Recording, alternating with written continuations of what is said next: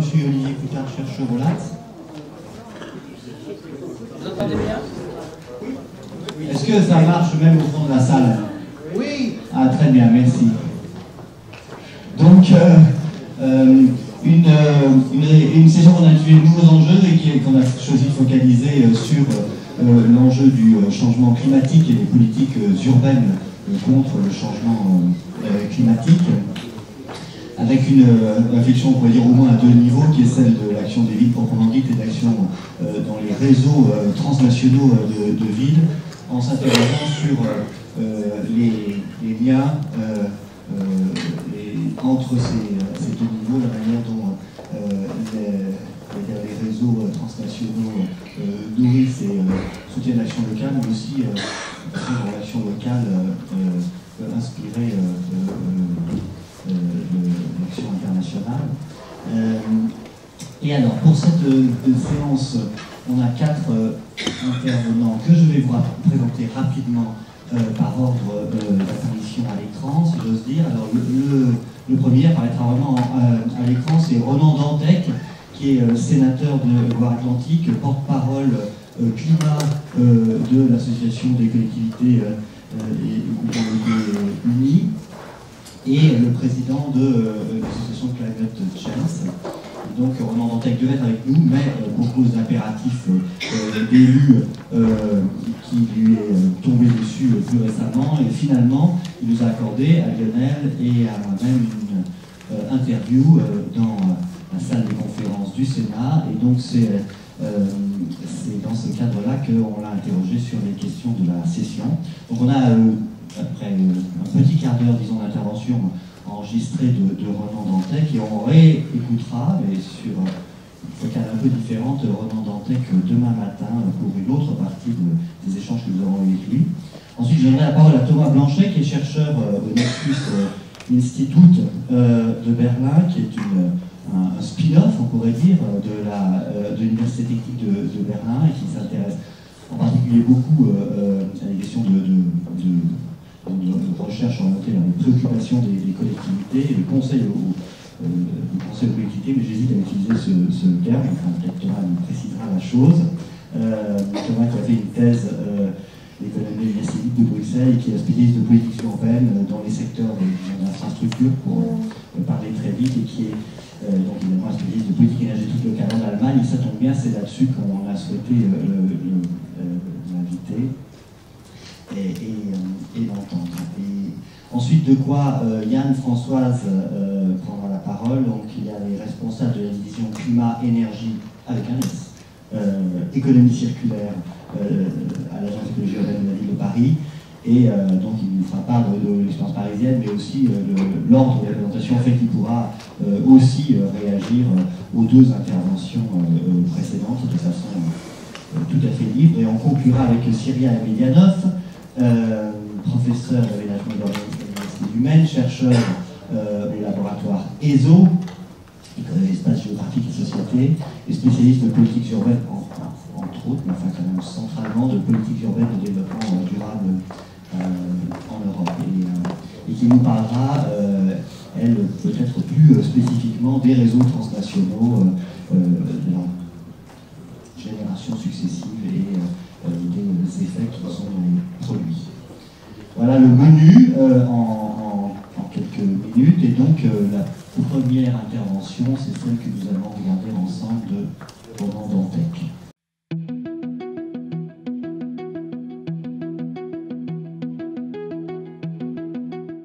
Le changement climatique, le dérèglement climatique, obligatoirement interpelle tout le monde. C'est notre avenir à tous qui est aujourd'hui interpellé et menacé. Avec les derniers chiffres du rapport du GIEC, on voit bien que c'est à échéance finalement de 20-30 ans qu'on peut avoir un effondrement de nos sociétés, remise en cause finalement de tous les cadres de stabilité qui étaient ceux de nos sociétés. Donc quand on se projette vis-à-vis de ses enfants, c'est même plus la question des petits-enfants, voire même dans sa propre vie, on voit bien qu'il nous faut tous agir. Donc les élus locaux, comme les citoyens, comme les responsables d'entreprise, ont tous à assumer leur part de responsabilité. Je crois qu'effectivement, beaucoup d'entre eux, pas tous, mais beaucoup d'entre eux l'assument. Finalement, ils sont un peu à l'image de la société dans leur niveau aussi de de volontarisme et de conscientisation, mais ils ont un rôle un peu particulier à jouer, mais c'est là-dessus, je crois qu'il faut insister, qui est que l'élu local a en charge la vie quotidienne des habitants du territoire. Et quand on regarde les émissions de gaz à effet de serre, c'est à la fois les process industriels, et là les élus locaux ont peu de capacité d'action, mais c'est l'habitat, c'est la mobilité du quotidien, donc des choses très liées à la vie quotidienne. Et là, clairement, sur la vie quotidienne, les élus locaux sont ceux qui ont les leviers pour rendre cette vie quotidienne finalement climato-compatible. Nous allons publier avec l'association Climate Change que je préside un premier rapport mondial de l'action non étatique avec un cahier spécial sur le rôle des collectivités. Donc aujourd'hui, on a une idée relativement précise de cette action des collectivités. D'abord, évidemment, ce n'est pas toutes les collectivités du monde qui se mobilisent. La mobilisation, elle est d'abord en Europe, ensuite aux États-Unis et dans l'Amérique du Nord. Elle est moins forte en Asie et l'Afrique découvre aujourd'hui les problématiques climatiques sur la mitigation, sachant que sur l'atténuation, ça sera quand même un des continents les plus concernés. Donc on n'a pas le même niveau aujourd'hui d'action de manière homogène à l'échelle du monde. Par exemple, des villes comme Helsinki, Copenhague sont des villes qui se préparent à aller vers la neutralité carbone dans les années 2025-2030 et on voit à l'inverse que, par exemple, les grands territoires chinois, aujourd'hui, du fait du charbon, par exemple, ont quand même encore du mal à arriver à ces résultats, même s'ils ont, ce qu'on ne dit pas assez, la responsabilité de leurs centrales thermiques qui sont décentralisées à l'échelle des régions aujourd'hui. Donc finalement, un certain nombre de régions et de villes très mobilisées. La Californie est une région qui a des résultats importants aujourd'hui, mais ça ne suffit pas encore à faire quantitativement, avoir quantitativement un impact très fort sur l'évolution des émissions, puisque je rappelle, en 2017, les émissions mondiales ont augmenté. Si on regarde dans le détail ce que font ces territoires, régions ou villes, et on va plutôt se focaliser sur les villes qui agissent, finalement on retrouve assez régulièrement les mêmes réponses. Par exemple, si les villes nordiques sont en avance sur la réduction des émissions de gaz à effet de serre, c'est fondamentalement grâce aux réseaux de chaleur. Un réseau de chaleur qui sont assez faciles à convertir vers de la biomasse renouvelable et donc avec un bilan carbone neutre. C'est aussi le cas de Nantes. Si Nantes tient ses objectifs de réduction d'émissions, puisqu'on est quand même sur un objectif qui est proche des moins 50% en 2030 par rapport à un scénario qu'on appelle business as usual, c'est parce qu'on a eu une politique très volontariste de développement des réseaux de chaleur avec la moitié du parc HLM de la ville, plusieurs dizaines de milliers de logements, donc aussi des investissements en centaines de millions d'euros qui sont maintenant branchés sur ce réseau de chaleur. Donc là, il y a un aspect très clair sur les villes qui sont leaders. Ensuite, la mobilité est évidemment un autre enjeu. Et là aussi, on voit les villes qui sont en avance. Paris travaille énormément, c'est connu sur la mobilité. Copenhague, aujourd'hui, a plus de déplacements vélo que de déplacements automobiles. On voit là aussi les villes. Et là encore, on retrouve Nantes, puisque Nantes a beaucoup travaillé sur le tramway, sur les chronobus, sur le busway et sur la cohérence de l'offre de déplacement, de la marche à pied. N'oublions jamais la marche à pied dans les bilans carbone, jusqu'au ferroviaire. Donc c'est vraiment sur ces points-là qu'on retrouve les villes les plus engagées, et avec, sur la question de la réhabilitation du logement, quelque chose qui là est un peu plus compliqué déjà, parce que ça dépend beaucoup plus à travers les normes déjà des politiques nationales, mais aussi cet enjeu majeur de réhabiliter les parcs anciens, et avec des initiatives assez diverses dans beaucoup de villes du monde. On sait globalement ce qu'il faut faire. On sait qu'il nous faut par exemple des outils de maîtrise urbaine, de maîtrise du sol. Et là, on voit la différence entre une ville du Nord et une ville du Sud qui n'a pas les mêmes outils fonciers. Il faut des revenus. Là aussi, la différence nord-sud, y compris parce qu'il n'y a pas obligatoirement de titre de propriété foncière, donc pas de taxe d'habitation, de taxe foncière. Là, il y a une inégalité évidente. Donc, on connaît globalement les besoins. On sait qu'il faut développer du transport public. On sait qu'il faut bâtir de l'habitat de qualité, qu'on ait un aménagement cohérent, parce que ça ne sert à rien de mettre un tramway d'un côté si on met l'habitat de l'autre. Donc, globalement, il y a un vrai consensus, et on peut dire qu'il y a une communauté des villes sur le climat. Je crois qu'on n'insiste pas assez sur l'importance du couple ville-région. On a des réseaux de villes qui portent l'action des villes, des réseaux de régions qui portent l'action des régions, mais ce qui marche probablement le mieux, c'est quand les deux sont étroitement associés, parce qu'elles n'ont pas les mêmes compétences. Par exemple, en France, dans la loi de transition énergétique, on a à la fois imposé des plans climat pour toutes les intercommunalités, donc le niveau local, mais on a aussi donné aux régions qui ont toutes les compétences économiques et de formation un rôle clé dans le cadre du SRADET et dans le cadre d'un schéma climat-air-énergie. Il faut que les deux soient en lien. La question climatique, c'est fondamentalement une coopération à tous les échelons. Il faut un cadre international, type l'accord de Paris. Il faut des engagements nationaux, c'est les contributions nationales déterminées. Ensuite, il faut que ça soit décliné à l'échelle des régions qui ont des compétences qui peuvent être très importantes dans les États fédérés, mais souvent des compétences d'aménagement, de développement économique et de formation. Et ensuite, il faut que la ville ou le territoire rural organise la vie quotidienne, les déplacements, l'habitat. Et même, il faut aller encore plus bas, c'est-à-dire il faut aussi mobiliser les acteurs économiques, les associations et les citoyens. Et je pense que les villes là, sont encore, pour un certain nombre d'entre elles, souvent en interrogation sur la bonne manière de tirer leurs citoyens. Paris vient quand même de faire une opération très lourde, justement, de mobilisation des citoyens par rapport au plan climat.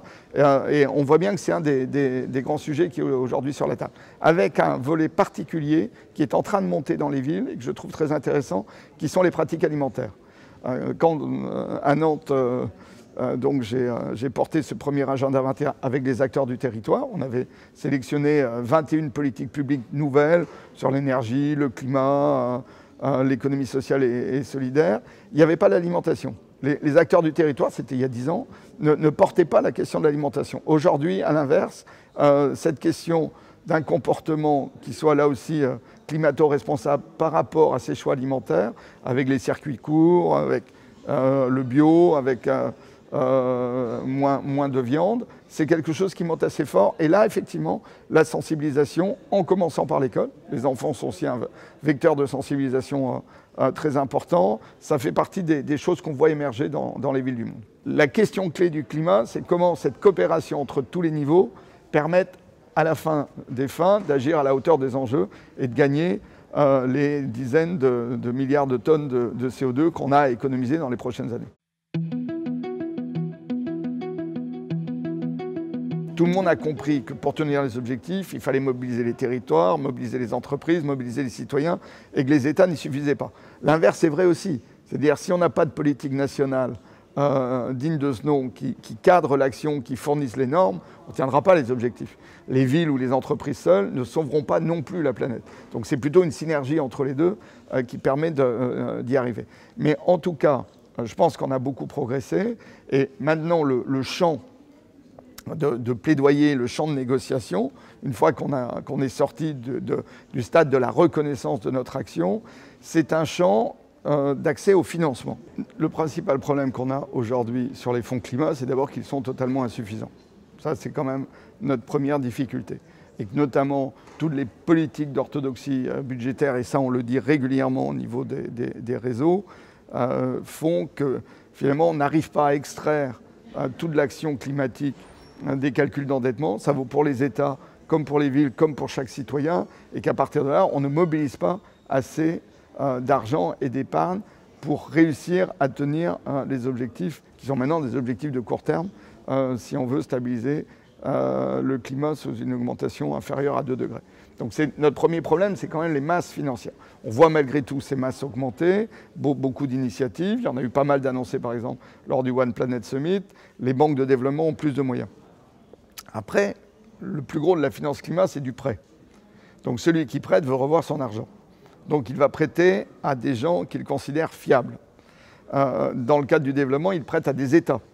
Il ne prête pas directement à des acteurs non étatiques. Donc déjà, là, il y a un premier filtre. Et effectivement, on a, y compris aussi pour des coûts de portage, on voit bien que tous ces grands acteurs vont avoir du mal à faire des petits prêts, parce que ça coûte très cher en portage, et que donc le retour sur investissement, les taux d'intérêt qui sont derrière, tout ça fonctionne moins bien.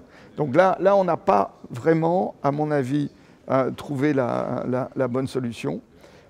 Effectivement, ça veut dire que derrière, une partie de ces prêts retourne toujours un peu vers les mêmes acteurs, ceux qui sont capables de faire des infrastructures, ceux qui offrent les garanties de remboursement. Beaucoup de villes du Sud africaines, par exemple, n'ont tout simplement pas accès à la finance internationale, parce qu'elles n'offrent pas les garanties suffisantes. Comment dépasser cette situation? Ça veut dire d'abord de la formation. Ça veut dire qu'on a besoin de systèmes démocratiques locaux plus robustes, avec des administrations locales mieux formées. Donc ça, c'est tout ce qu'on appelle dans le jargon de la négociation climat le capacity building, où là, on a vraiment besoin de renforcer les capacités. Ça, c'est un premier enjeu absolument majeur. On en a certainement un deuxième qui commence à être un petit peu abordé, c'est d'utiliser aussi les fonds de subvention, comme le fonds climat, plus comme des fonds de garantie que comme des fonds d'investissement direct. On a besoin en fait de faire diminuer le risque. Et si on diminue le risque, ça devrait ouvrir à plus d'acteurs, effectivement à des acteurs plus petits qui n'ont pas accès aujourd'hui parce qu'ils n'offrent pas toutes les garanties. Je crois que cette question-là est vraiment dans l'agenda maintenant de la négociation. Une négociation d'ailleurs qui n'est plus qu'une négociation dans le cadre des COP, mais qui est aussi une négociation ailleurs, avec les bailleurs, avec la Banque mondiale, avec les assureurs qui sont de gros investisseurs, avec les fonds de pension. On n'a pas encore la solution, tout à fait. Le cahier finance de l'Observatoire Climate Change dit déjà que le nombre d'initiatives est quand même en très net progrès. Enfin là, il y a vraiment un bouillonnement d'initiatives, mais on voit bien quand même qu'on n'est pas encore dans les niveaux d'investissement, dans la suppression aussi des investissements mauvais pour le climat, à quelque chose qui est encore à la bonne échelle. Donc il faut continuer de travailler là-dessus. Mais cette question de la garantie est certainement une question centrale. Globalement, on sait à peu près ce qu'il faut faire. Est-ce qu'on mobilise assez d'argent pour le faire dans un temps court? C'est toute la question aujourd'hui de la négociation climatique et des dynamiques d'acteurs. Voilà, donc pour cette première intervention de Ronan Dantec, qui est largement appuyée sur son expérience antérieure aussi d'élu local en charge de la politique énergie et climat à Nantes. Alors maintenant, je vais peut-être demander à nos trois intervenants de me rejoindre, afin de me sentir moins seul déjà, et que ce sera plus agréable pour le public. Alors, donc oui, peut-être que... Et donc, ce que je vous propose, hein, c'est qu'on écoute Thomas Blanchet et Françoise, et qu'ensuite on ait un premier temps d'échange, et puis qu'ensuite on écoute Cyria et nous ayons une discussion, parce que les thématiques sont un peu différentes. Et donc, je donne la parole à Thomas Blanchet. Bonjour, vous m'entendez? Oui. Ah, d'accord. Oui, on s'entend pas, c'est bon. Donc, merci à Olivier pour l'introduction, merci pour l'invitation aussi. Donc, comme le titre l'indique, je vais vous parler de la gouvernance énergétique en Allemagne et du rapport avec l'international. Donc, voilà.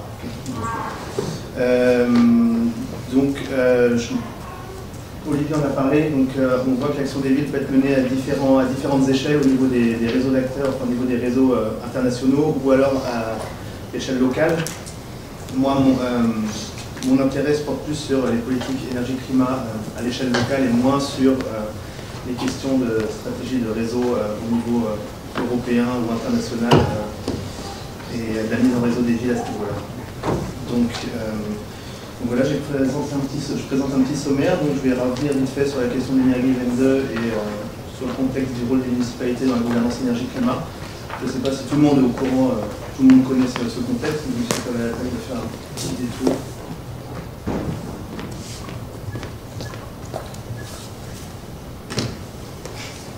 Ah, d'accord. Ah, super, merci. Ensuite, je vais vous parler du cas de Berlin, qui est un cas que je connais très bien, que j'ai étudié pendant plusieurs années et que je continue à suivre. Et de là, on en tirera quelques conclusions sur le rôle des villes et aussi des acteurs locaux plus que les villes dans les questions des politiques énergétiques. Donc je commence avec une citation permettant de résumer la politique de transition énergétique en Allemagne. C'est peut-être une évidence pour tout le monde, mais je me suis dit que c'était bien d'avoir en quelques phrases cette idée de Energiewende. Donc initiée d'une part dans les années 80, on a beaucoup entendu parler récemment avec les événements de Fukushima, mais qui a déjà une longue histoire, qui est à l'intersection d'enjeux ou de craintes climatiques et environnementales, et donc qui aspire à sortir d'une part du nucléaire et à sortir de la production d'énergie carbonée. Ce qui est intéressant aussi, je ne l'ai pas noté ici, mais ce qui est intéressant, c'est qu'à cette même époque, dans les années 90, il y a déjà des municipalités qui ont commencé, impulsées sous l'initiative de mouvements citoyens, à essayer de trouver des solutions locales à ces problèmes d'ordre globaux. Notamment un cas qui est très peu étudié, que je connais juste comme ça, je ne l'ai pas étudié non plus, mais que je trouve très intéressant, c'est la municipalité d'Aix-la-Chapelle, qui dans les années 90 a développé un moyen de financer, enfin un modèle de financement des énergies renouvelables pour les citoyens, qui a été repris après pour la loi sur la transition, la loi sur les énergies renouvelables en Allemagne. Et donc on regarde un peu le développement de cette loi, ou ce modèle, qui a été d'abord refusé à l'échelon municipal, le conseil municipal n'en voulait pas. C'était trop innovant. Ensuite, quand ils l'ont adopté, ils ont essayé d'aller à un échelon plus loin et faire adopter ça au niveau régional. Et il y a eu des grosses blocades. Et ce modèle a été pris de ville en ville en fait. Il y a eu un espèce d'effet de réseau de villes. Je ne sais plus, les villes en Bavière et dans le Baden-Württemberg ont repris ce modèle, on l'a appliqué au niveau local. Et à un moment, ça s'est vraiment développé et ça a donné lieu au tarif de rachat des énergies renouvelables dans la loi allemande, et qui était aussi un pilier de la loi sur les énergies renouvelables. Donc c'était juste une petite anecdote. Pour en venir au rôle des municipalités allemandes dans la gouvernance climat-énergie. Donc historiquement, comme l'a dit le collègue Dominique Laurin, c'est un modèle public local fort. Donc, d'une part, les biens publics essentiels sont gérés par les entreprises municipales, c'est Stadtwerke, qui sont sous le contrôle des communes et qui ont plusieurs secteurs, qui contrôlent plusieurs secteurs ou qui gèrent plusieurs secteurs, dont l'eau, l'énergie, les transports en commun, la chaleur, et des fois d'autres choses, les piscines. Bref, toutes ces entreprises municipales sont en général sous le contrôle des communes à 100%. Donc, qui gèrent eux-mêmes ces politiques d'infrastructure. Donc, pour en revenir aux questions climat et énergétique, les municipalités ont pris la liberté de mettre en place des mesures politiques afin de lutter contre le changement climatique. C'est appliqué en grande partie des projets qu'à mettre en place. Pour une petite piqûre de rappel, dans les années 90, il y a eu aussi un virement. Donc libéralisation du secteur de l'énergie, privatisation des services publics. On a vu de plus en plus de ces entreprises municipales vendre leurs actions aux grands groupes privés, à des grands groupes privés, donc E.ON, Vattenfall, RWE, il y avait Gaz de France aussi. Et c'était aussi lié au fait des crises financières des municipalités après la chute du mur, dans le cadre de la réunification et de changement de fiscalité. Donc les municipalités avaient de moins en moins d'argent, et qu'est-ce qu'elles ont fait? Elles ont commencé à vendre leurs biens, donc notamment les entreprises municipales, ce qui a considérablement restreint leur marge de manœuvre en matière de politique énergétique.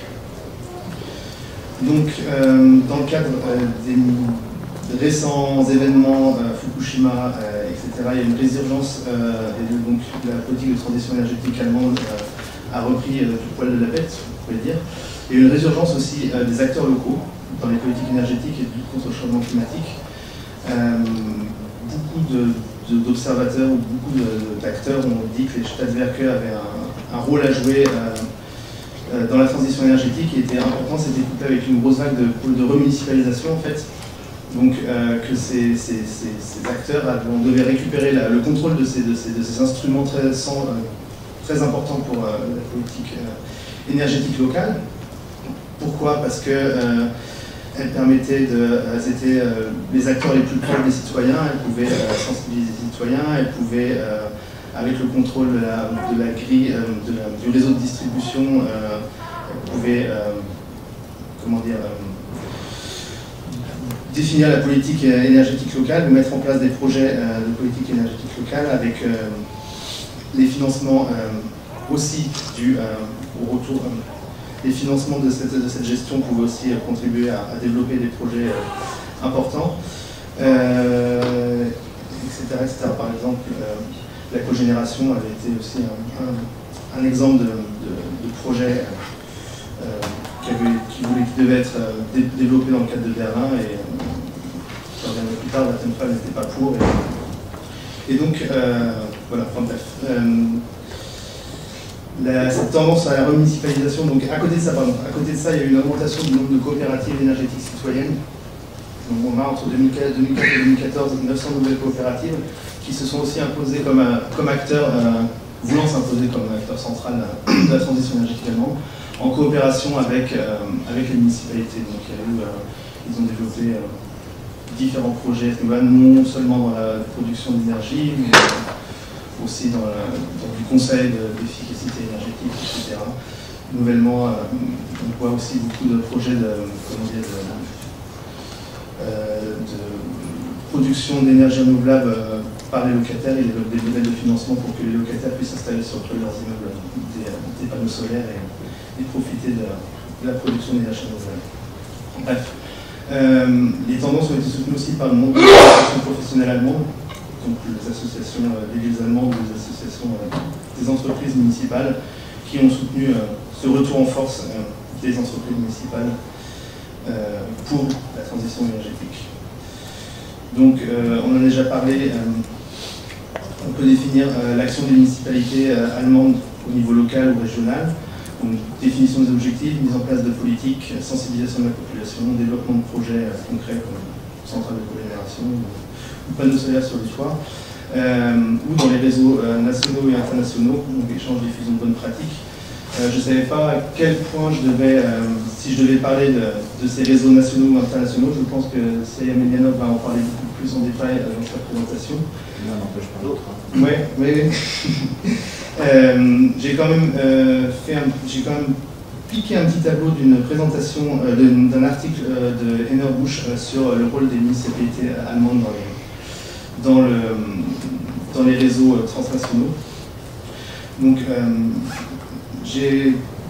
quand on regarde la littérature sur le rôle des municipalités dans le changement climatique, notamment les deux textes de Heiner Busch de 2014 et 2015, il constate que d'une part, les villes allemandes semblent s'investir dans les réseaux transnationaux sur le climat de manière assez forte, mais qu'une autre conclusion d'un article, c'est la protection du climat semble jouer un rôle encore trop mineur dans le processus de décision politique à l'échelle locale, ce qui paraît un peu étonnant.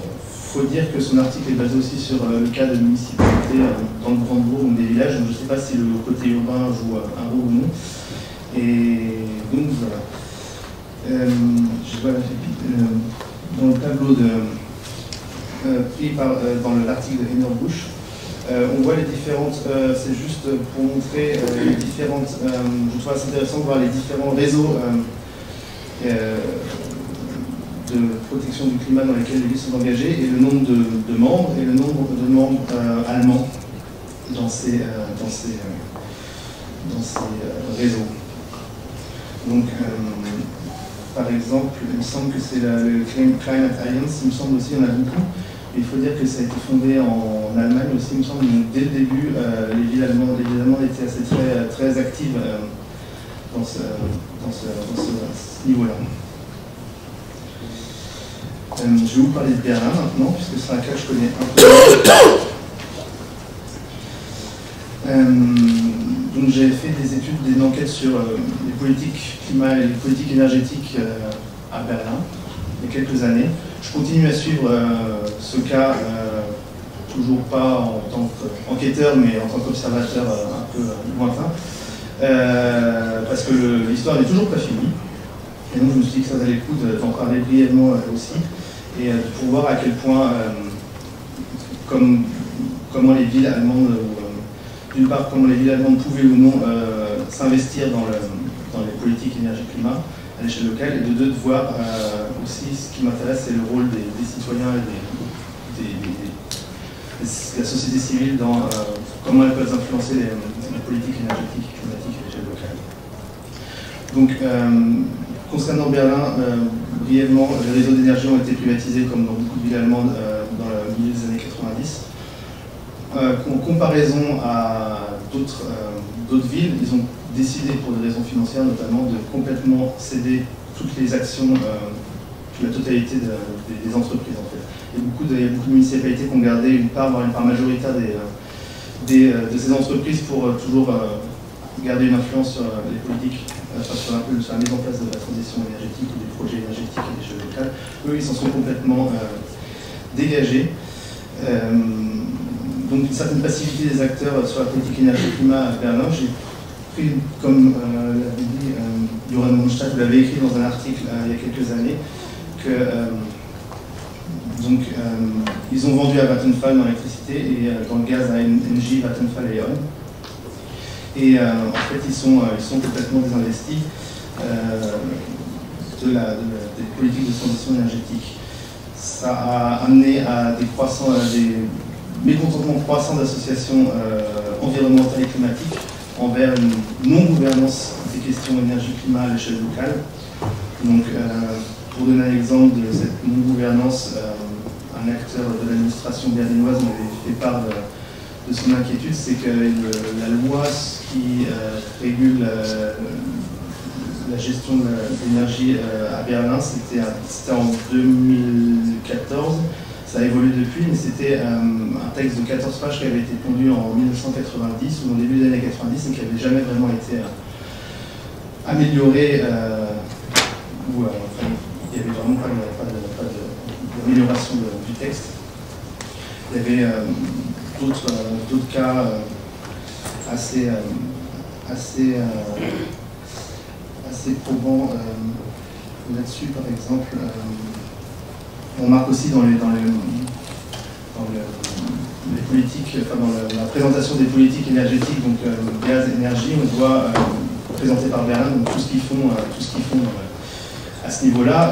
Autant il y a la présence du gaz et de Gazag, on peut voir toutes les actions qu'ils ont menées ces dernières années, autant Vattenfall est complètement absent, donc on ne sait pas trop ce qu'ils ont fait dans ce domaine-là.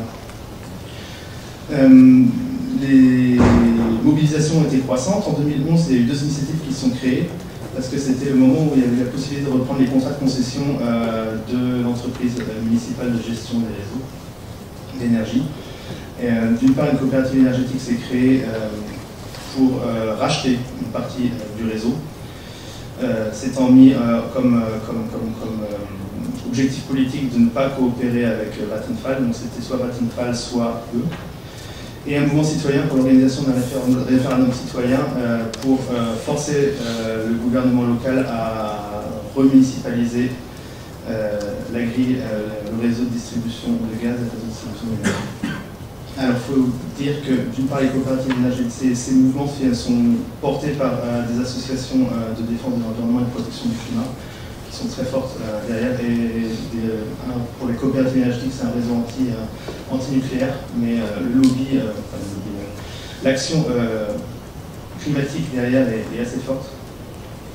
Donc vis-à-vis de ces deux initiatives, il y a eu une opposition générale de la coalition politique qui voulait poursuivre son travail de coopération avec Vattenfall, notamment dans le domaine de l'électricité. Ils ont utilisé différentes stratégies pour mettre en échec le référendum citoyen, notamment de se déplacer. Normalement, c'est toujours couplé avec un autre référendum plus important pour que les gens se mobilisent et fassent un vote en deux. Là, ils ont décidé de déplacer le vote citoyen à une autre date pour qu'il y ait moins de mobilisation. Ça a marché, puisqu'il y avait, je ne sais plus, 80% de personnes qui ont voté pour la remunicipalisation, mais il fallait dépasser un certain seuil de participation pour pouvoir faire valoir ce référendum, et celui-ci n'a pas été dépassé. Donc le référendum n'a pas été approuvé. Au niveau des coopérations entre la coalition politique et le gestionnaire du réseau d'électricité Vattenfall, il y a eu des négociations et de Lyon aussi pour effectuer une remunicipalisation partielle derrière le débat public avec le partenaire industriel pour remunicipaliser en partie, pour laisser une part à la municipalité, mais pour garder aussi une grosse part de la gestion du réseau. Il y a eu des plaintes de la coopérative devant l'Office des cartels qui a été validée.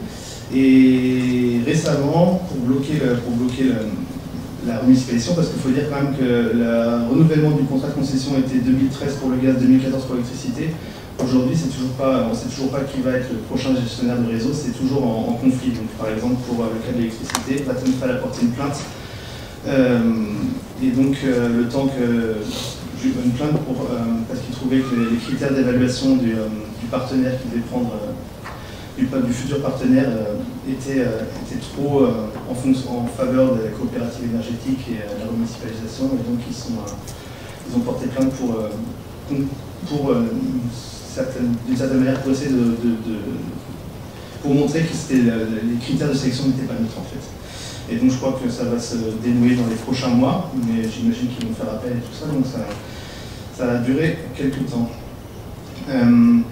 Alors j'essaie de me plier un peu l'exercice de l'international dans le local, et j'essaie de reprendre mes vieux entretiens et mes vieux documents pour regarder un peu quel rôle joue l'international dans ces débats, et aussi quel rôle joue l'aspect climatique dans ces débats au bout du compte de la remunicipalisation d'une grille de distribution d'énergie. Alors on remarque d'un côté, en fait c'était plus important que je ne pensais. D'un côté, Vattenfall misait beaucoup sur son expérience internationale pour essayer de légitimer son action et le rôle qu'il avait joué dans la gestion du réseau. Utilisait aussi beaucoup les lois européennes et nationales pour dire que tout était régulé, donc au bout du compte, tout ce qu'il faisait, c'était ce que le législateur lui demandait de faire, et qu'il n'avait pas de marge de manœuvre pour influencer les politiques climat-énergie. D'un autre côté, les initiatives citoyennes critiquaient les stratégies générales de Vattenfall visant sur les énergies fossiles et nucléaires. L'exploitation par exemple des mines de charbon dans le Lausitz, les centrales à charbon à Klingesberg, c'est dans le centre de Berlin, l'investissement de nucléaire, etc., etc. Donc dans les discours, il y avait beaucoup de références à d'autres stratégies, à d'autres endroits, et aussi de références au climat et à l'importance du climat dans ces stratégies de légitimation ou délégitimation d'un acteur ou de l'autre. Finalement aussi dans le niveau, un argument qui a eu beaucoup d'importance aussi, c'est les ressources financières en fait, en disant que sous Vattenfall, la plupart de l'argent partait à Vattenfall, alors que si l'entreprise était remunicipalisée, en fait l'argent retournerait, l'argent du réseau de distribution retournerait dans les caisses de la municipalité, qui pourrait aussi utiliser cet argent pour développer des politiques, des projets d'énergie renouvelable. Donc voilà, l'histoire n'est pas finie. Ce qui est intéressant à voir, c'est que ces deux initiatives citoyennes se sont mises à faire beaucoup de lobby en fait.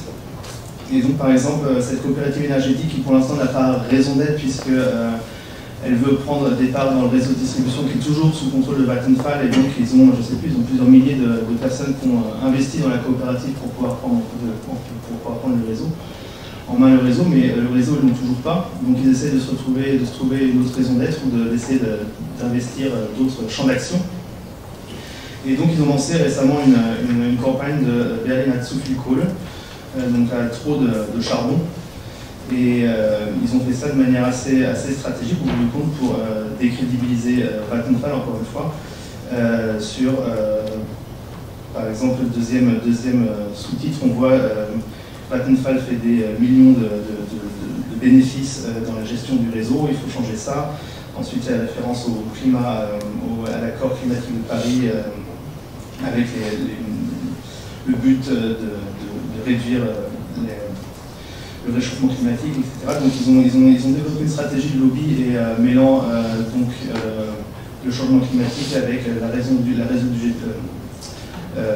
réseau de gestion local pour pouvoir pousser, continuer à pousser le Sénat à reprendre en main le réseau. L'autre initiative citoyenne, ils ont eu une autre stratégie, c'est qu'ils ont mis la tête de ce réseau est maintenant au Parlement de Berlin et fait pression au sein du Parlement pour pouvoir pousser les politiques énergie-climat et la remunicipalisation sur l'agenda politique. Donc pour conclure, à l'échelle locale, on voit que l'international se matérialise au niveau des acteurs et dans les discours et dans les institutions. Au niveau des acteurs, parce qu'au bout du compte, à Berlin, on est rendu à une, comment dire, c'est plus ou moins pas une guerre, mais un conflit entre un acteur qui définit l'international et les acteurs locaux. Dans les discours, on l'a vu, il y a beaucoup de références à l'international face au local. Ce qui est intéressant, c'est de voir que sous ces conflits local, international, il y a aussi un mélange avec public-privé. Un mélange avec public-privé, par exemple, quand j'avais interrogé un membre du Parlement à Berlin, on parlait de privatisation, il disait oui, mais Vattenfall, c'est pas une entreprise privée en soi, c'est l'État suédois, donc il faudrait faire des petites nuances au bout du compte, mais dans les discours, c'est pris, et au bout du compte, on peut se demander si c'est jouer avec les mots, mais on peut se demander, on a eu la même chose dans l'eau à Berlin aussi, c'est quand Veolia s'est fait virer, est-ce que c'est la question du privé, du public, ou c'est le fait d'avoir un acteur international ou étranger, ça pourrait être aussi RWE, qui s'immisce dans les affaires publiques. Donc un point aussi important, c'est le rôle central de la société civile dans la relation des questions énergétiques et climatiques à l'échelle locale. C'est-à-dire, je ne sais pas, peut-être que c'est Mélenov pour les autres cas allemands, mais dans les cas que j'ai vus de non-gouvernance, parce qu'il y a d'autres cas comme Hambourg ou Leipzig, ou Jena, on peut en citer d'autres, où la société civile avait un gros, là où servait un peu de contre-pouvoir au bout du compte, là où les politiques locales n'étaient pas très efficaces ou manquaient de dynamisme, ou n'étaient pas très actives, la société civile était là pour pousser un peu des questions liées au climat et à l'énergie. Finalement, en cas de Berlin, la question du climat joue un rôle très important dans les débats sur la gestion de l'énergie. On peut se demander, aux dépens d'autres secteurs, ça veut dire qu'ils ont quand même essentiellement focalisé sur la question énergétique, laissant un peu de côté d'autres questions comme le transport, par exemple, qui est aussi un problème en soi, mais qui n'est pas trop thématisé dans les débats publics, ou pour moi en tout cas. Et finalement, oui, comme je le disais, on peut retrouver ce genre de dynamisme et de gouvernance énergétique dans d'autres cas. Donc, le cas de Berlin est un cas assez extrême au bout du compte, non seulement dans la passivité du gouvernement à une certaine époque et dans l'influence des initiatives citoyennes, mais Hambourg a eu un cas similaire aussi au même moment, Leipzig également, un peu avant. Et Jena et Schönfurt sont aussi un peu moins conflictuels, mais il y a aussi une grosse pression de la société civile dans ces politiques climat et énergie. Merci de votre attention. Merci beaucoup. Eh bien, comme annoncé, là, je vous propose de passer sans transition à l'intervention de Yann Françoise, à partir, mais en dépassant l'exemple du plan climat de la ville de Paris, dont Yann a chevillé hier, on peut dire ça comme ça.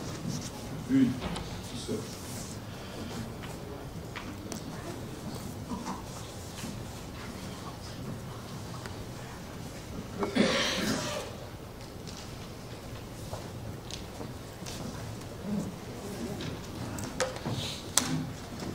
Bonjour à tous.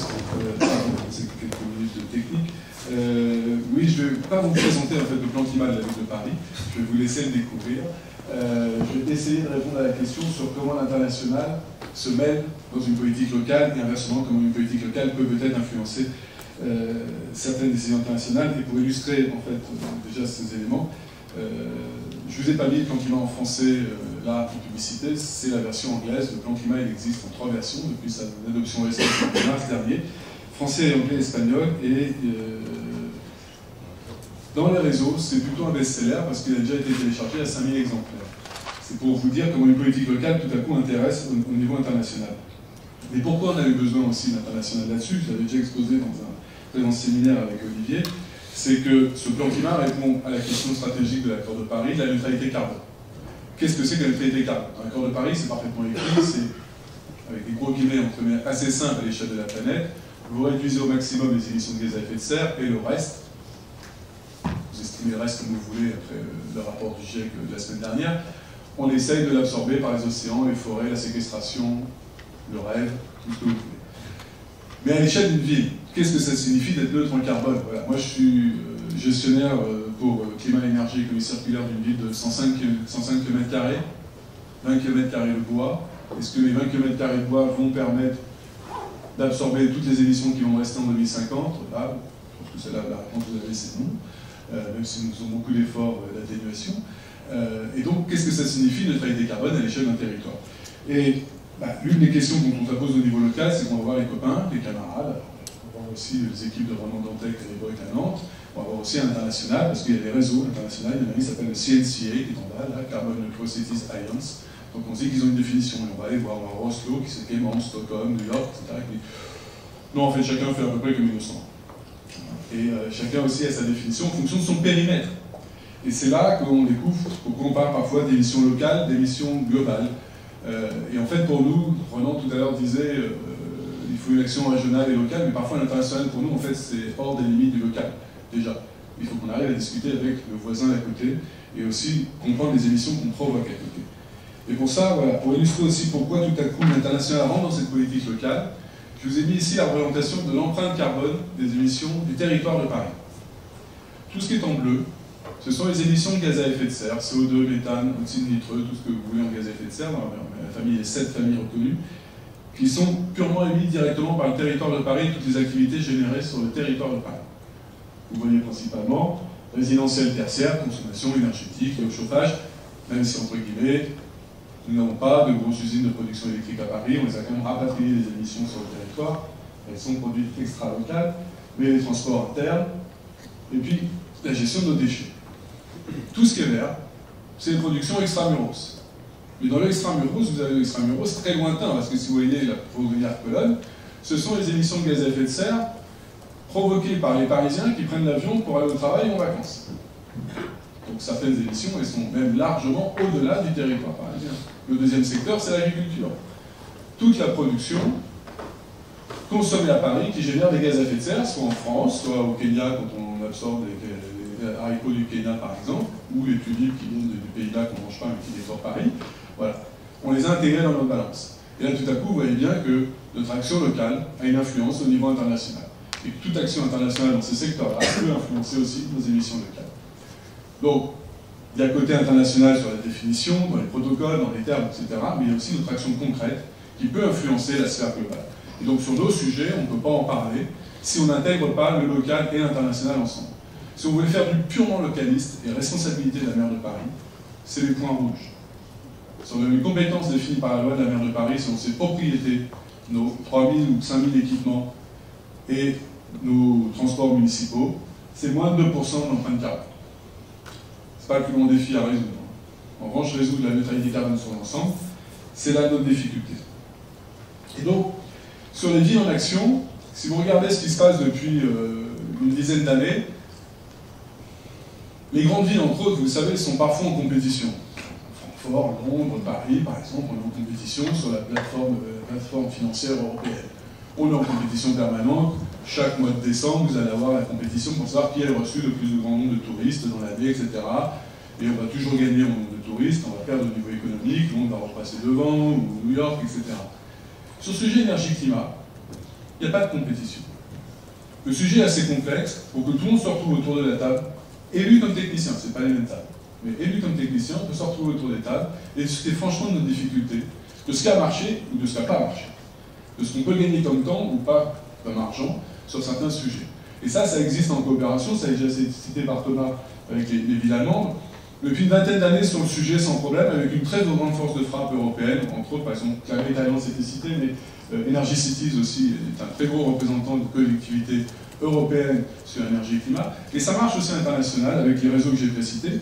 Et si vous regardez, sur les deux réseaux que j'ai cités, qui représentent des très grosses villes, CNCA, ils sont que 26, c'est 26 grosses villes, c'est 40, ils sont 96 villes maintenant, et ils pèsent presque 1 milliard d'habitants. Ce sont des très grosses villes. Elles ont essayé de développer un guide, ça vaut ce que ça vaut les guides, de neutralité carbone. Et pour rédiger ces guides, on prend les leaders de chaque secteur, chaque continent, et on essaie d'écrire ça ensemble. Il n'y a pas de compète, on échange, etc. On échange au même niveau, nous, entre Durban, Shenzhen, New York, Boston, Valparaiso, qui était dans le groupe, aller chercher des gros problèmes d'adaptation là-dessus. Ça, c'est, on va dire, que c'est bénéfique de l'international. Et c'est gagner du temps. On l'a dit tout à l'heure, on n'est pas du tout tous au même niveau. Donc, si on ne met pas nos capacités à partager sur ce sujet-là, on ne gagnera pas le marathon de la lutte contre le changement climatique pour 2050. Il faut qu'on arrive à partager ça. Après, économiquement, il y a d'autres enjeux, il y a d'autres intérêts. On a bien vu. Moi, j'envie quand même la démocratie allemande énergétique, la démocratie locale. J'aimerais qu'on ait un débat et voir des procès locaux sur la gestion des réseaux énergétiques en France. C'est interdit avec nos 2 grands monopoles. Ça serait formidable.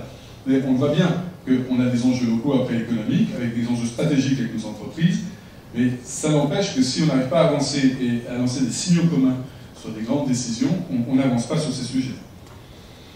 Alors, vous avez suivi l'actualité. Très récemment, donc, le GIEC a confirmé qu'il était encore possible, pour ceux qui auraient raté certains éléments précédents, de sauver, pas la planète, hein, elle tiendra, hein, c'est plutôt un espoir d'une partie de l'humanité, sa biodiversité sur la planète à la fin du siècle, mais qu'il fallait qu'on se dépêche. Avec ces engagements qu'il faut essayer d'atteindre, c'est-à-dire 45% de réduction de gaz à effet de serre d'ici 2030, et puis le fameux zéro carbone net en 2050. Bon, ça me rassure un peu, parce que ce qu'on a fait adopter au Conseil de Paris en toute modestie au mois de mars, c'est quasiment la même chose. Bon. Donc on est à peu près sur la bonne trajectoire. Mais je ne vous dis pas qu'on a toutes les clés. On en a dit, tout est sur la table. Tout est sur la table, simplement, tout n'est pas bien assemblé. Nous, au sein du Conseil de Paris, apparemment, tout le monde est d'accord. C'était voté à l'unanimité. Les entreprises aussi du territoire sont assez d'accord. Les citoyens, on nous a fait une belle pub avec les volontaires du climat que nous avons créés comme soutien au plan climat. On pense avoir 2000 volontaires qui viennent s'engager dans le plan climat. J'en ai maintenant 15 000 et 30 000 suiveurs. Ça donne une certaine responsabilité, mais aussi une force de frappe non négligeable. Mais on sait que ce n'est pas suffisant. Parce que si je peux encore agir sur ma partie bleu foncé, les mêmes couleurs ici, vous voyez bien que sur la partie bleu clair, ça ne dépend pas que de la décision des Parisiens, pas que de la décision des entreprises privées, mais aussi un parfait alignement de la politique régionale, nationale et européenne. L'accord de Paris est adopté. Maintenant, vous pouvez citer un pays qui a adopté un plan neutre en carbone pour 2050 sur les 196 signataires. Le seul qui est peut-être en avance, c'est la Chine.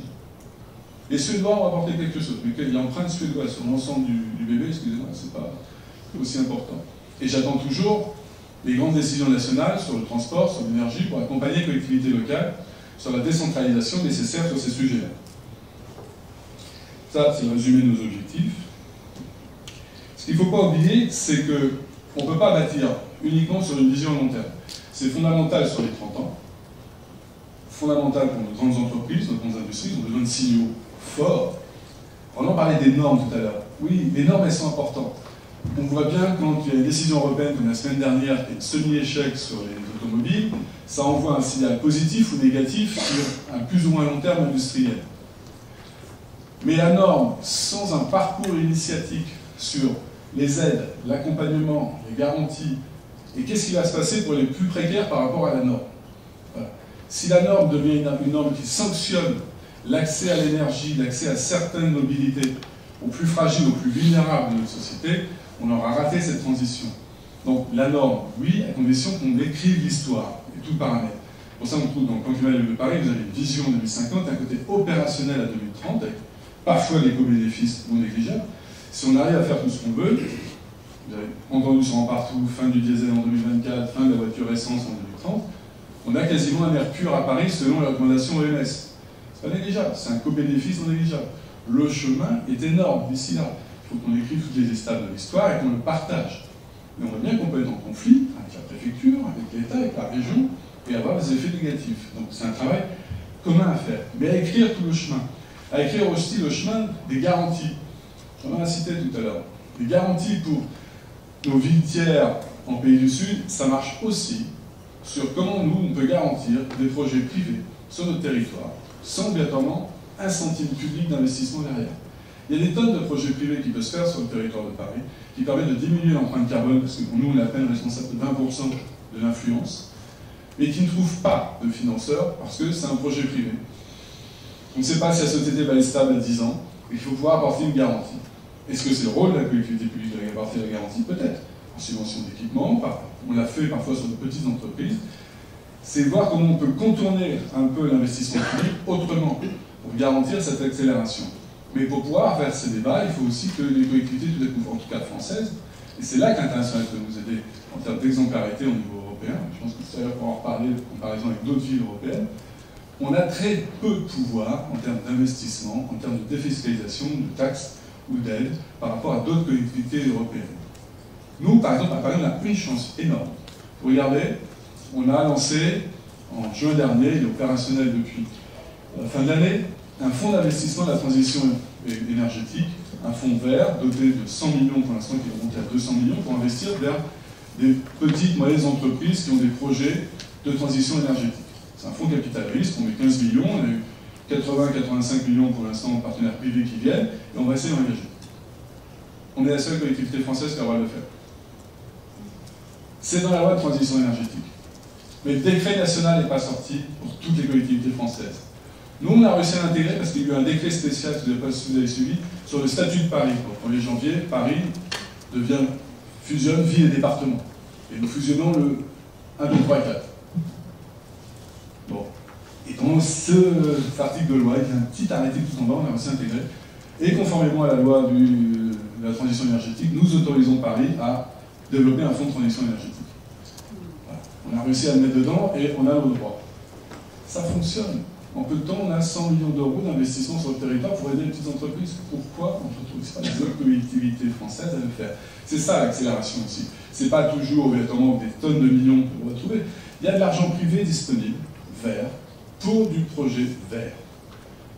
On le disait, les villes du Sud ont des difficultés pour trouver de l'argent public pour pouvoir se financer. Ce n'est pas le cas des villes du Nord. Donc on peut nous aussi servir de garantie à des projets privés, de garantie à la certification de projets privés dans des villes du Sud, et il faut pouvoir aider et multiplier ces moyens. C'est peut-être une transition pour la prochaine table sur la relation ville et État, mais ça marche au niveau européen, au niveau État, au niveau régional. Il faut à tout prix que dans les prochaines années, on arrive à casser certaines silos, certaines barrières, augmenter le bras d'expérimentation si on veut faire cette accélération. Mais à force de parler d'accélération, il faut bien penser, c'est une accélération dans la massification. Moi, si je veux atteindre les objectifs du plan climat, actuellement, c'est tout l'inverse. Il faut qu'on rénove en 30 ans 1 million de logements privés sur le territoire. Ça va être du financement sur le centre public, bien évidemment. Mais ce qui veut dire qu'il faut multiplier par 25 le rythme actuel. Sans grand bouleversement, fiscaux, légaux et mobilisation aussi financière, on n'y arrivera pas. Et ça, c'est la quintessence de l'ensemble des projets qu'on doit arriver. Voilà, je vais finir là-dessus pour vous dire que c'est juste aussi un projet maintenant, plus pas que l'énergie-climat, un projet de neutralité carbone. C'est un projet de société. Vous parlez d'agriculture, vous parlez de reconnexion à son bassin rural pour développer du renouvelable, de l'alimentation en courte, etc. Toutes les thématiques qui étaient en gris clair, c'est les thématiques classiques de mes précédents plans climat depuis une quinzaine d'années. Très technique, énergie, mobilité, bâtiment. Toutes les autres, c'est les nouvelles. Pour vous dire qu'on bâtit un projet de société d'une ville grâce à ça, et qu'on peut intégrer tout le monde sur ce projet. Voilà. Je vous remercie, parce que si j'ai trop long.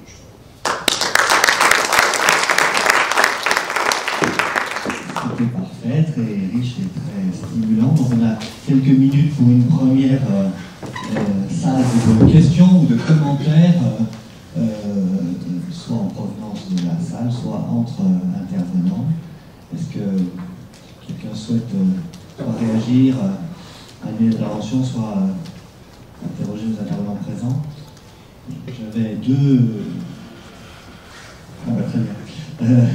J'avais deux qui sont un peu adressés à vous deux. Il faut avoir vraiment dans le texte sous la main, mais donc cet enjeu du financement, là, évoqué en la présentation de Diane-Françoise, et je le mets en lien avec l'enjeu autour de la gestion privée ou pas des grands systèmes énergétiques. Dans quelle mesure est-ce que les deux choses pourraient être alignées, justement, pour reprendre ce terme, c'est-à-dire les gestionnaires orienter les investissements de gestionnaires privés et qui souvent ont un accès plus facile aux sources de financement vers la transition énergétique. Ça, c'est un premier élément. Ou est-ce qu'au contraire, gestion privée veut dire orientation des investissements dans la même direction et enfin, des gros acteurs privés. Et la deuxième question, c'est sur les questions des coopératives énergétiques et des mobilisations civiques, c'est-à-dire dans quelle mesure est-ce que, enfin, il y a deux volets, dans quelle mesure est-ce que la mobilisation, j'allais dire, citoyenne en Allemagne ancienne sur les questions énergétiques est une ressource pour l'action, à la fois l'action locale et éventuellement l'action internationale. Je ne sais pas si vous voulez réagir tout de suite ou s'il y a d'autres questions qui sont venues du coup entre-temps. Il y a un micro qui va arriver, moi je passe le micro à Yann pour la question qui doit poser à Thomas. Oui, pardon. Moi, la question pour Thomas, c'est justement par rapport à Berlin, qui a été pendant les années 90 très très en phare justement au niveau énergétique et des grandes annonces, etc. Là, depuis quelques temps, dans la communauté internationale des villes, Berlin, on n'entend plus parler sur le sujet climat et énergie. Est-ce que c'est parce qu'ils n'ont plus de grandes agences de com dessus, ou qu'ils ont quitté, mais Berlin est plus cité en exemple sur le sujet climat et énergie. Et c'est vrai que moi, je n'ai pas de référence d'exemple récent dont on a utilisé de Berlin. Alors, il y a une question. Je voudrais exposer sur l'urgence. Sur la compensation énergétique, vous savez quoi sur Paris? Parce qu'il faut replanter des forêts autour de Rambouillet ou autour d'Orly. Il faut enfouir du CO2 dans les gaz de propane, comme c'était un projet il y a 30 ans. Ou est-ce que c'est mettre des éoliennes autour de HLM? Donc ça, c'est l'aspect pratico qui est pas... On ne voit pas concrètement, quoi. Bon, il y a aussi l'aspect mode de gestion, où vous insistez sur les coopératives. Alors que le modèle allemand, c'est qu'il y a les coopérations, mais il y a le modèle coopération aussi. C'est là où je ne vois pas trop clair. Concrètement, la coopération en région de Paris sur la compensation énergétique, c'est ce que tu reconnais dans les prochaines années. Voilà, donc encore une question. C'est une petite remarque sur le schéma exposé sur les lignes de gaz à émission de serre. Vous voyez très bien l'impact du transport aérien.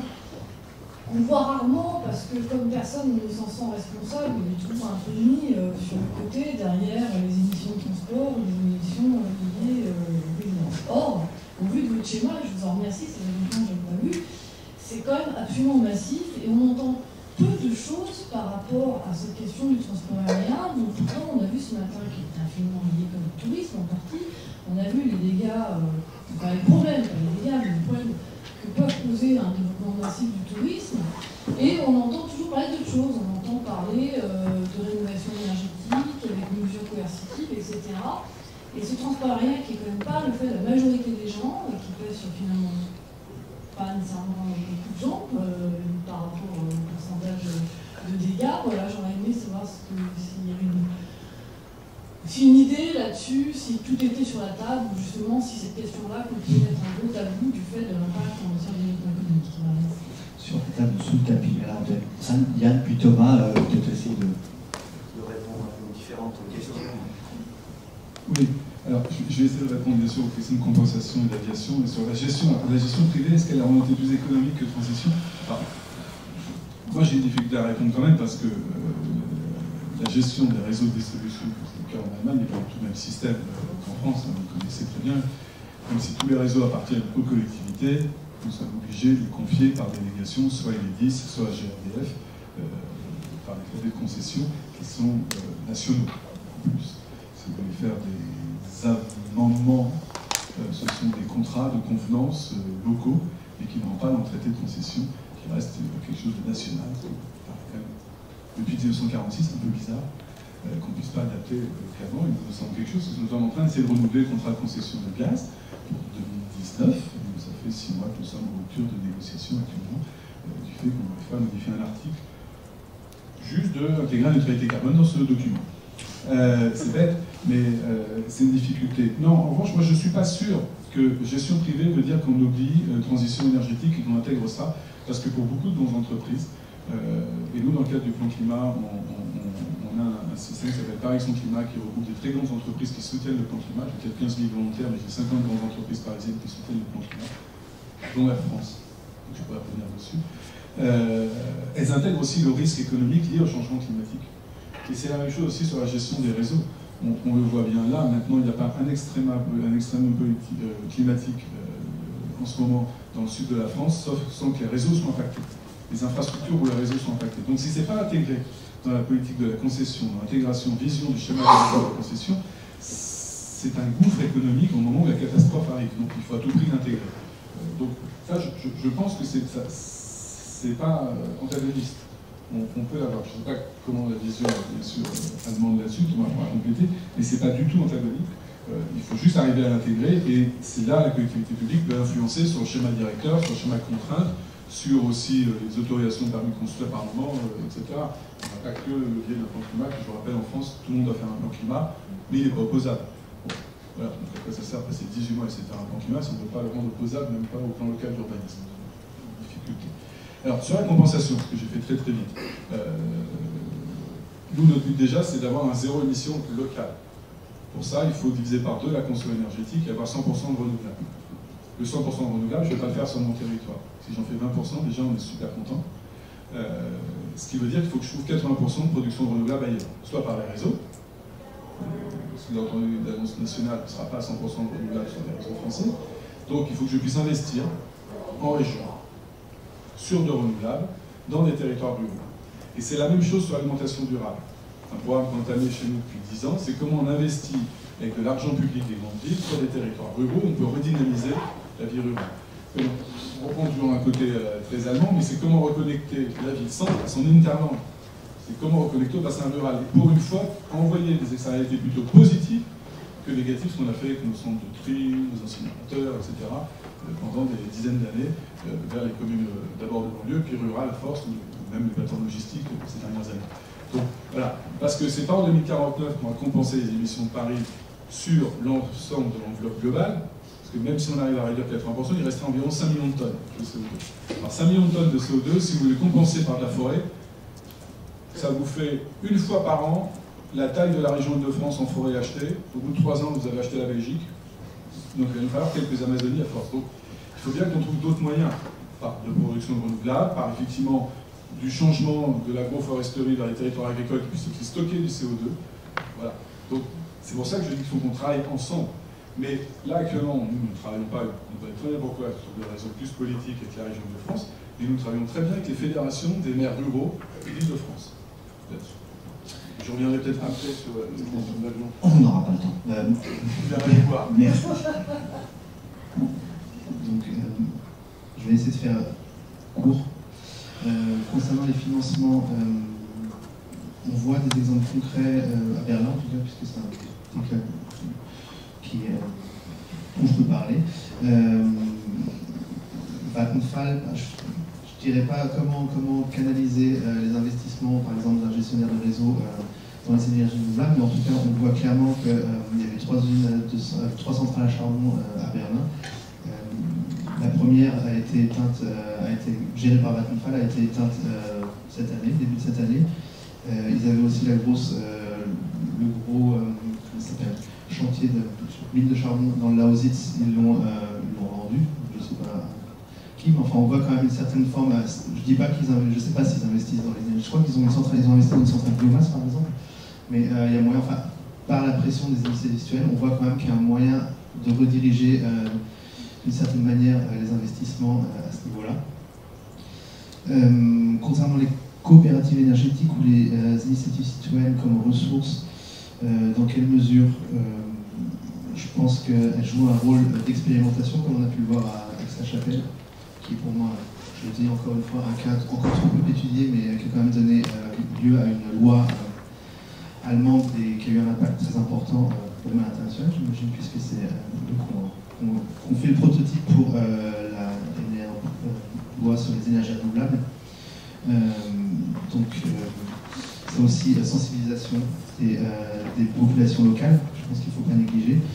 Investissement aussi, on parle d'investissement financier, mais quand on a des milliers de citoyens qui sont prêts à mettre entre 500 et 50 000 euros de leur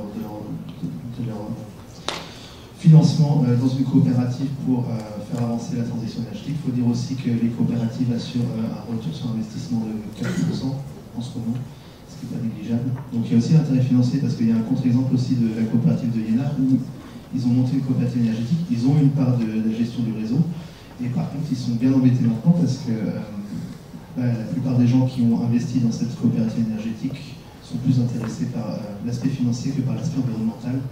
Et ça va un peu à l'encontre de la volonté politique de leur fondateur.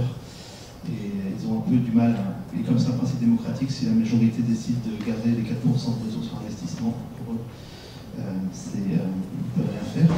Et pourquoi Berlin n'est pas cité, pourquoi Berlin n'est pas présent dans les réseaux internationaux, j'en ai absolument aucune idée.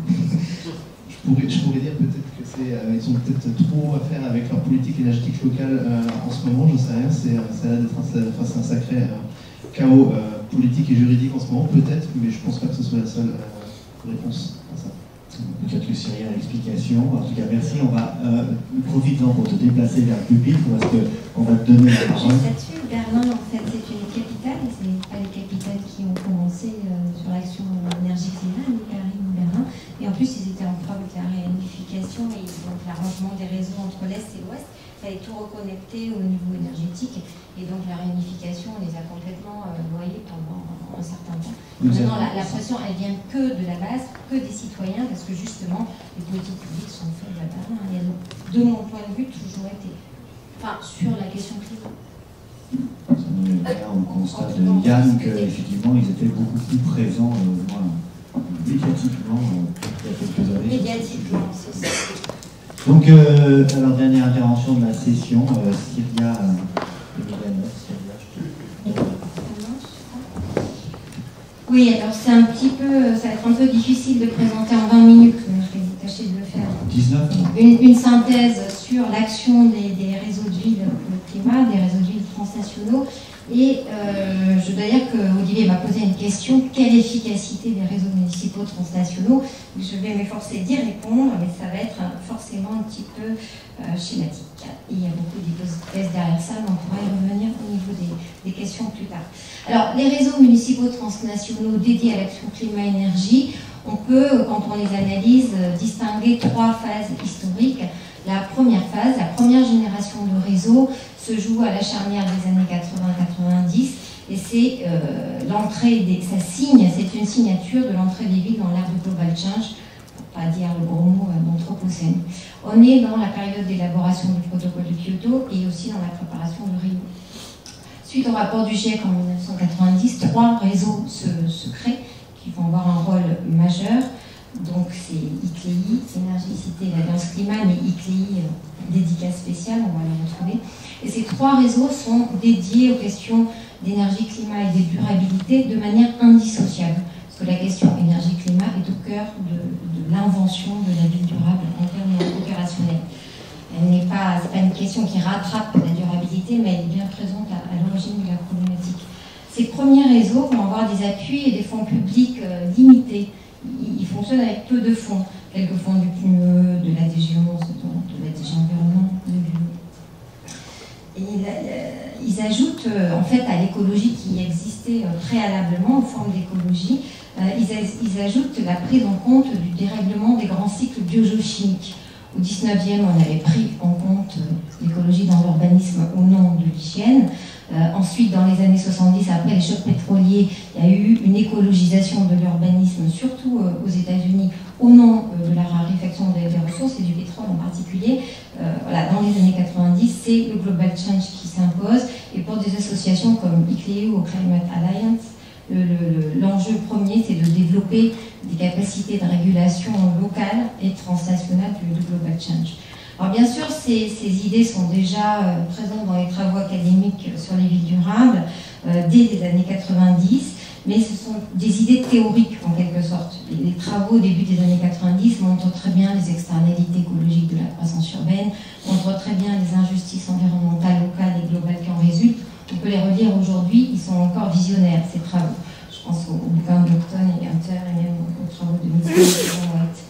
En revanche, ces idées qui existent sur le papier ne sont pas opérationnalisées. Oui, c'est là. Oui, c'est là.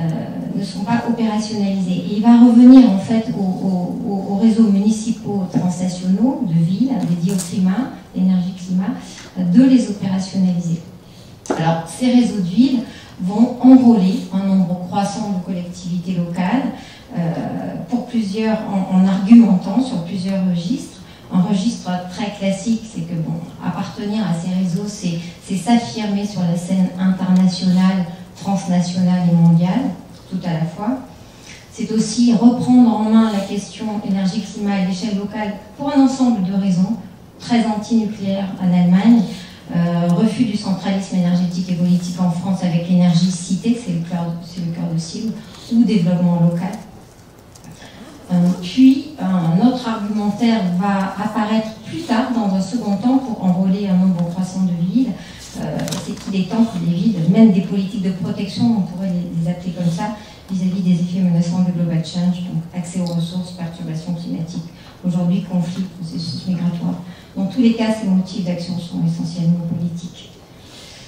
Les réseaux vont opérer un processus de traduction, on parlait là en termes un peu latouriens, et c'est vrai que c'est d'abord ICLEI qui va opérationnaliser les travaux sur les villes durables, les travaux académiques, c'est-à-dire qu'ils vont inventer, l'équipe d'ICLEI va inventer les outils, les instruments de l'action publique, outils et instruments qui seront repris dans un second temps, plus tard, par les États. ICLEI va être sur le front de l'innovation en commençant par inventer les mots de l'action énergie-climat ou de la durabilité, ça va avec. Donc c'est Jeb Brugman en particulier qui va localiser l'agenda 21 en inventant le mot d'agenda 21 local, puis de plan de réduction du CO2 urbain, c'est là les premiers plans climat, donc ça commence en 91. Éco-budget, les mots éco-transport et éco-construction ont été inventés par ICLEI également en Allemagne. Et donc on invente le vocabulaire, c'est la première étape de la traduction. Ensuite on mène de l'expérimentation avec des villes pilotes, une quinzaine de villes pilotes pour les premiers plans climat ou pour les premiers agenda 21. Puis ensuite ICLEI lance des campagnes pour massifier, campagne des villes contre le changement climatique, campagne d'agenda 21 qui vont entraîner quelques milliers de villes. Et puis ICLEI pilote un réseau de réseaux qui a une importance assez grande, c'est la campagne européenne des villes durables, qui a joué un rôle majeur dans l'invention du développement urbain durable, le DUD compris comme opérationnalisation des idées de la ville durable, et qui est donc piloté par ICLEI, mais avec l'appui de l'Union européenne. C'est à travers, dans cette décennie 90, à travers ces réseaux et ces campagnes, que vont se construire des savoirs et des savoir-faire, donc avec des outils méthodologiques, des guides, des banques de bonnes pratiques, des formations, des programmes de recherche, des congrès, des publications. ICLEI étant toujours un peu à l'avant-garde, mais l'Alliance Climat aussi, Énergie-Cité sont très actives. On peut voir qu'une nouvelle génération de politiques publiques se met en forme, qui est plus ou moins opératoire, mais elle est là, et elle va s'imposer à toutes les collectivités, agenda 21 locaux, plan climat, plan locaux de biodiversité, etc. Dans un second temps, des relais étatiques d'intensité variable se sont mis en place. Et ce qui est frappant de constater, c'est que ces relais étatiques vont entériner ces nouvelles politiques urbaines sans en modifier les contenus. Donc ils vont permettre de massifier bien davantage, de donner beaucoup plus d'expansion. Ils vont en fait adapter les cadres de l'action publique à ces nouvelles politiques. Mais ces politiques ont été définies par cette expérimentation, par les réseaux et les villes qui jouent le jeu, en fait. Alors, donc, pour cette première génération de réseaux, on peut se demander quel est l'impact de ces réseaux. Moi, je pense que c'est essentiellement la transformation des pratiques de l'urbanisme. Leur influence a été forte, puisque puisque participer à ces réseaux, c'est pour les villes, se mettre en réseau au niveau européen, c'est un facteur de reconnaissance, d'apprentissage et d'innovation. On soulignera aussi une très inégale européanisation des villes. Certains sont juste dans ces réseaux beaucoup plus européanisés que d'autres, donc c'est hétérogène au niveau bien sûr territorial. Et puis on soulignera aussi que l'opérationnalisation de ces plans climat, agenda 21, etc., plans de biodiversité, reste très insuffisante parce qu'il n'y a pas de fonds. On est dans un moment où les fonds sont absolument absents. Il y a quelques fonds, effectivement, des programmes européens, Concerto, Leader, etc., mais c'est vraiment très peu. Donc beaucoup d'acteurs sont découragés. Il y a les leaders et puis il y en a d'autres qui sont découragés. On va dire que c'est la phase des pionniers avec des ambitions très fortes, peu de moyens et beaucoup de créativité. Cette phase instaure une nouvelle génération de politiques urbaines, transition vers un urbanisme durable. Et beaucoup d'auteurs s'accordent à reconnaître un effet catalyse important. Ces réseaux jouent un rôle de catalyseur. Par exemple, les villes pilotes de la campagne des villes durables, donc c'est Hanovre, c'est Stockholm, ou de ces réseaux, c'est à cet endroit-là que les premiers écoquartiers voient le jour, Stockholm, Fribourg, écoquartiers qui vont même s'instaurer en modèle, mais pas seulement les écoquartiers, l'habitat groupe écologique, l'habitat passif à grande échelle, par exemple le quartier d'Heidelberg, la réhabilitation thermique, notamment dans le passif.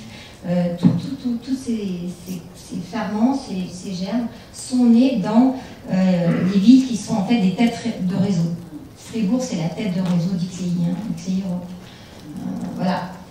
Donc on a vraiment une action qui est à la source d'un tournant urbanistique où, pour parler comme Pierre Muller, c'est bien un nouveau référentiel pour l'action publique qui se met en place et qui est largement porté par l'action en réseau des villes sous la houlette de ces réseaux municipaux transnationaux.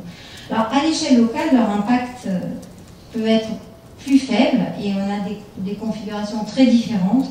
Ces réseaux auront joué un rôle essentiel pour des villes qui étaient proactives, mais qui étaient pionnières, mais qui avaient des difficultés à faire accepter en interne une politique énergétique offensive.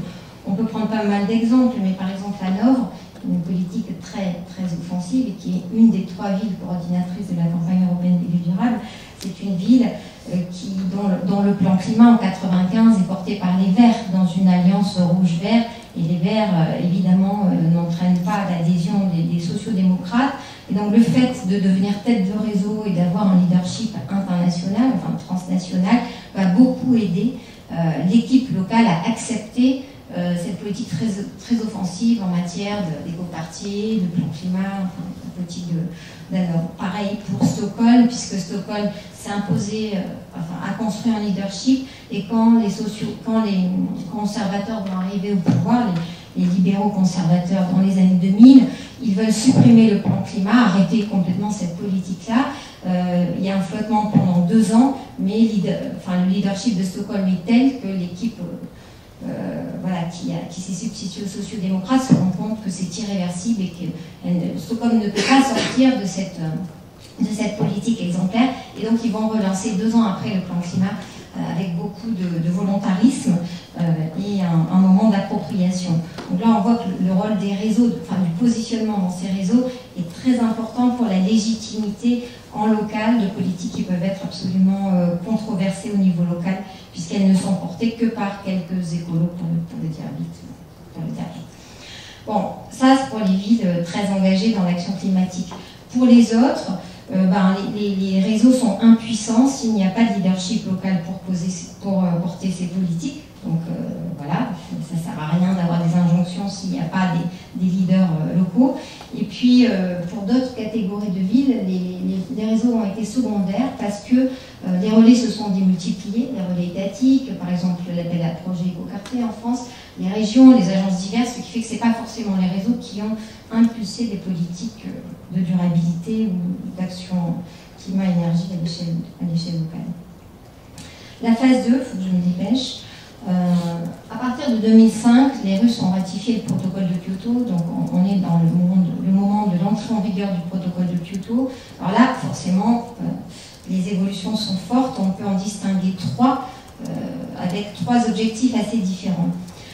À partir du monde anglo-saxon, c'est important de le souligner, se dessine une deuxième génération de réseaux de villes dédiés à l'énergie-climat.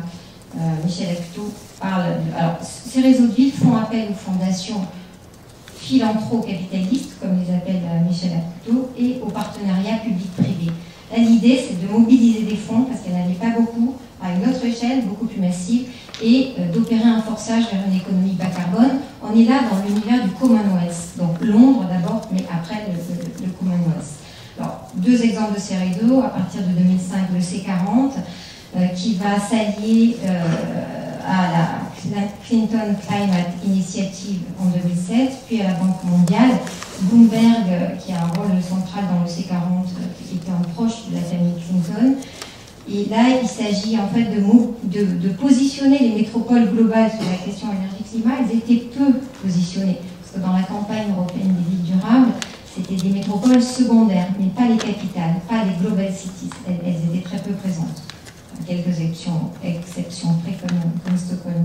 Donc vraiment mobiliser les métropoles globales et puis faire des poules de ville pour faire baisser les prix des énergies et technologies bas carbone.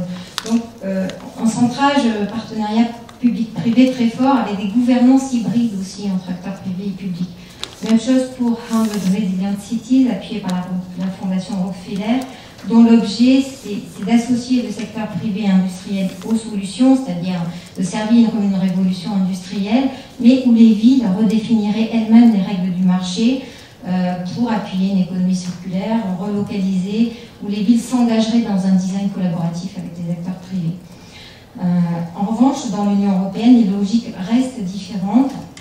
Et l'Union européenne, qui soutenait la campagne européenne des villes durables, s'en retire et lance quelques années après la Convention des maires, qui est en fait pilotée par Energy Cities et Climate Alliance, qui était en rivalité avec ICLEI. Bon, c'est une longue histoire, mais la campagne des villes durables, c'était plutôt ICLEI et la Convention des maires, c'est plutôt les deux autres réseaux.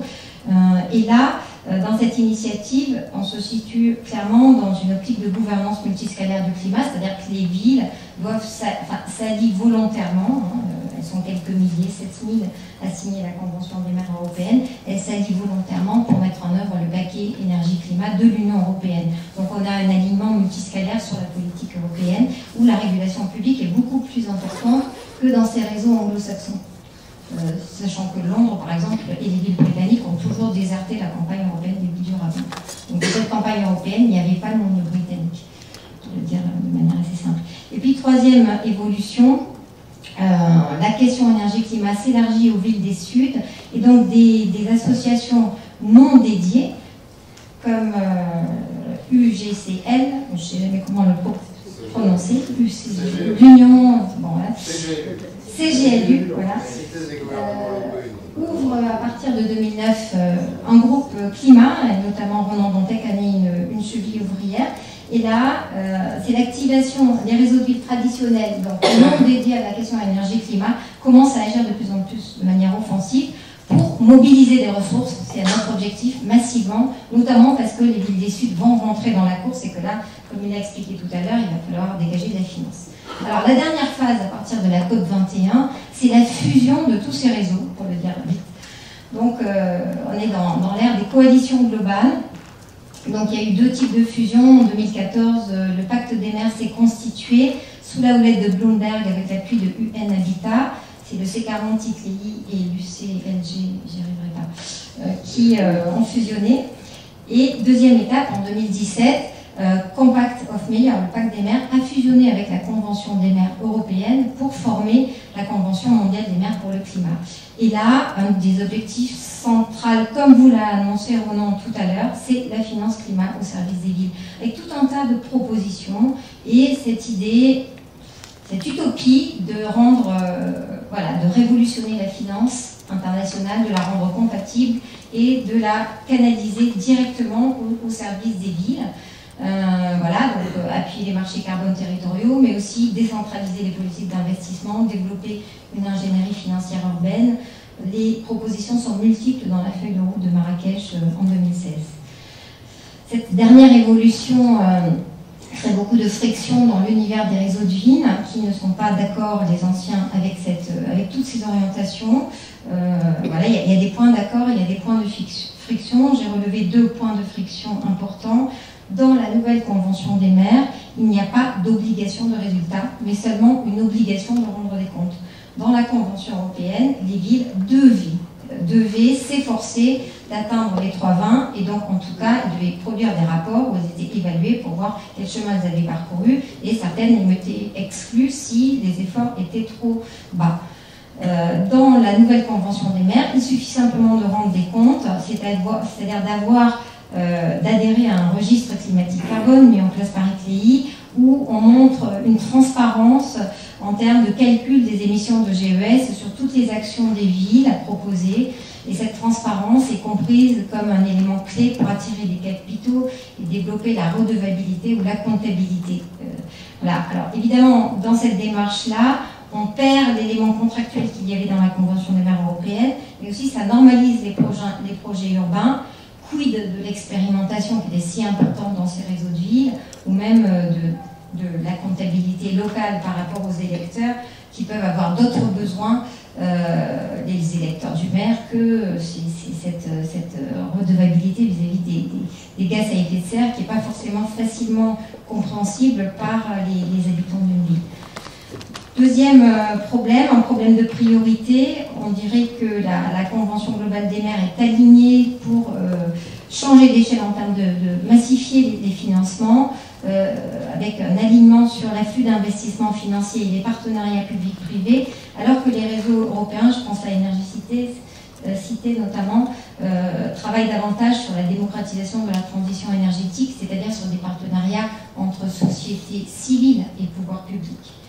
Alors, c'est d'abord une question contextuelle, cette question qui déchire les réseaux de villes actuellement, parce que en fait, dès qu'on regarde un petit peu à partir du sud, on se rend compte qu'effectivement les fonds sont indispensables en termes d'atténuation des vulnérabilités dans un premier temps.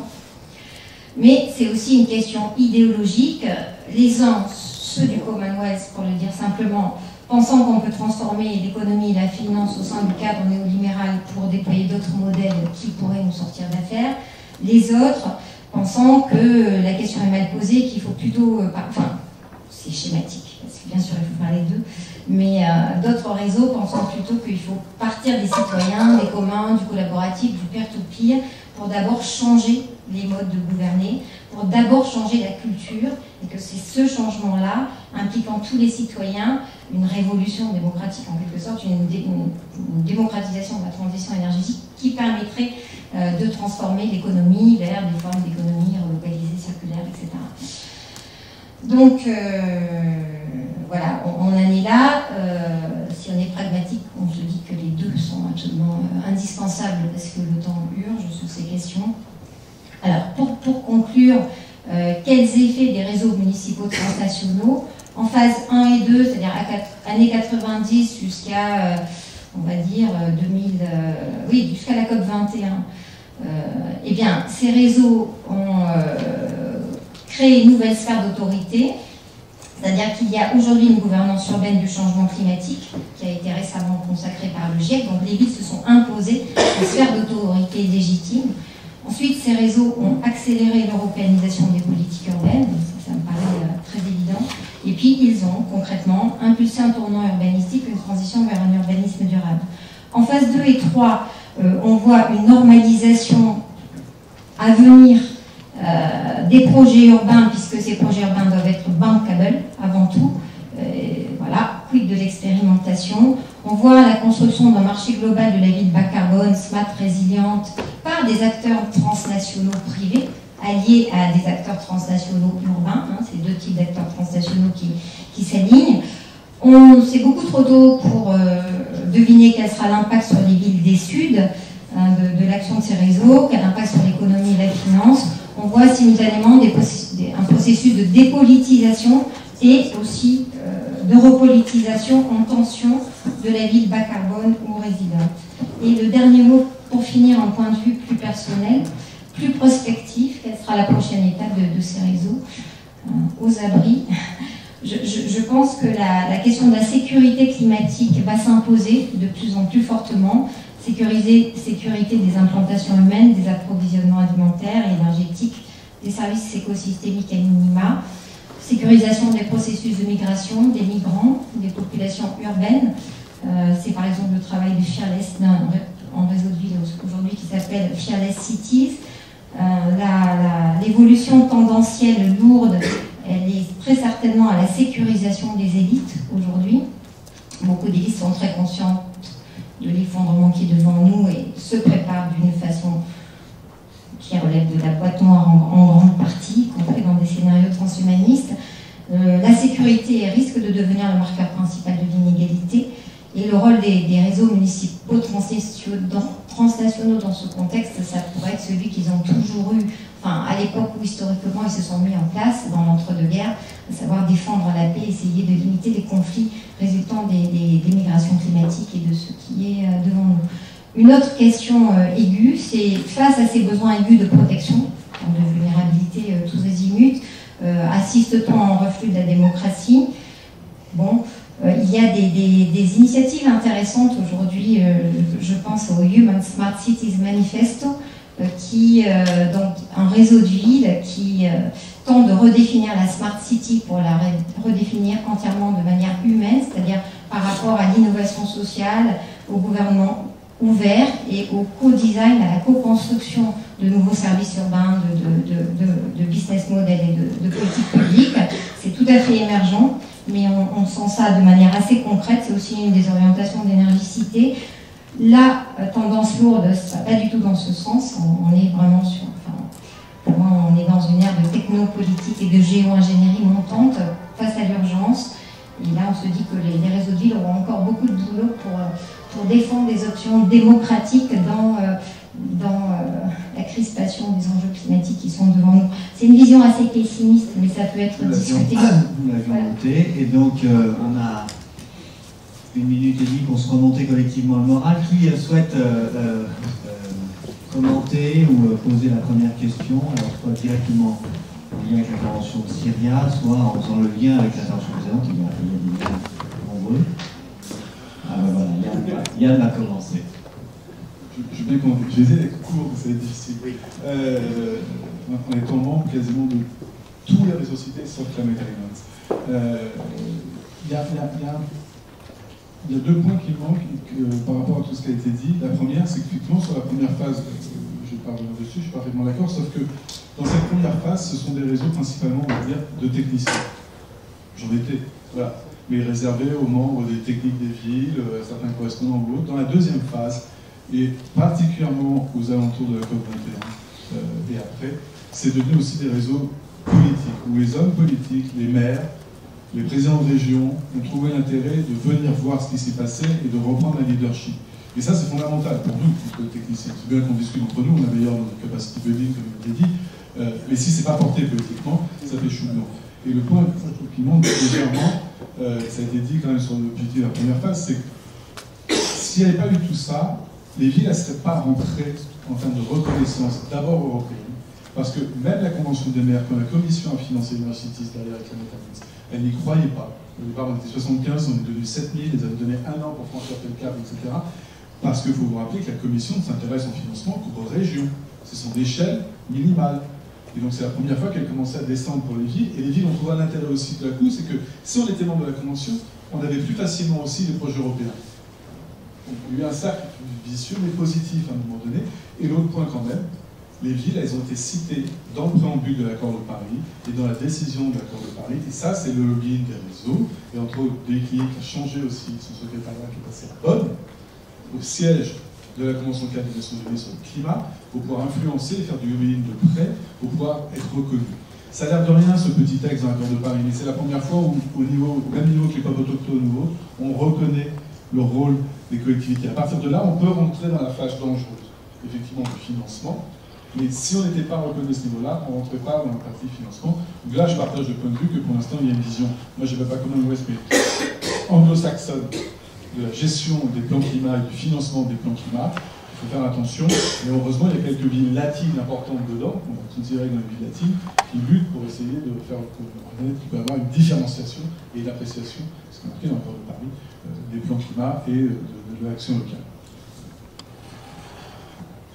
On voit bien, Cécile, cette circulation dans les deux sens entre les villes et les réseaux transnationaux, les villes développant des réseaux transnationaux qui ensuite sont des leviers pour transformer l'environnement réglementaire, politique, institutionnel, qui donnent des ressources ensuite pour l'action locale. Est-ce que... Je t'en prie, comme ça va laisser le temps à un ou deux doigts de se lever. Oui, sur la reconnaissance des villes par la Commission européenne, ça avait déjà été fait dans la campagne européenne des villes durables. C'est pareil, on pensait qu'il y aurait 400 personnes, il y en a eu 2500, et ça a été là que les villes ont fait la preuve face à l'UE que l'alliance multiscalaire était possible et qu'en fait la politique européenne pouvait être portée par les villes. Et c'est vraiment, on oublie toujours cette première phase amont, elle a été très importante comme moment de crédibilisation des pouvoirs locaux en fait.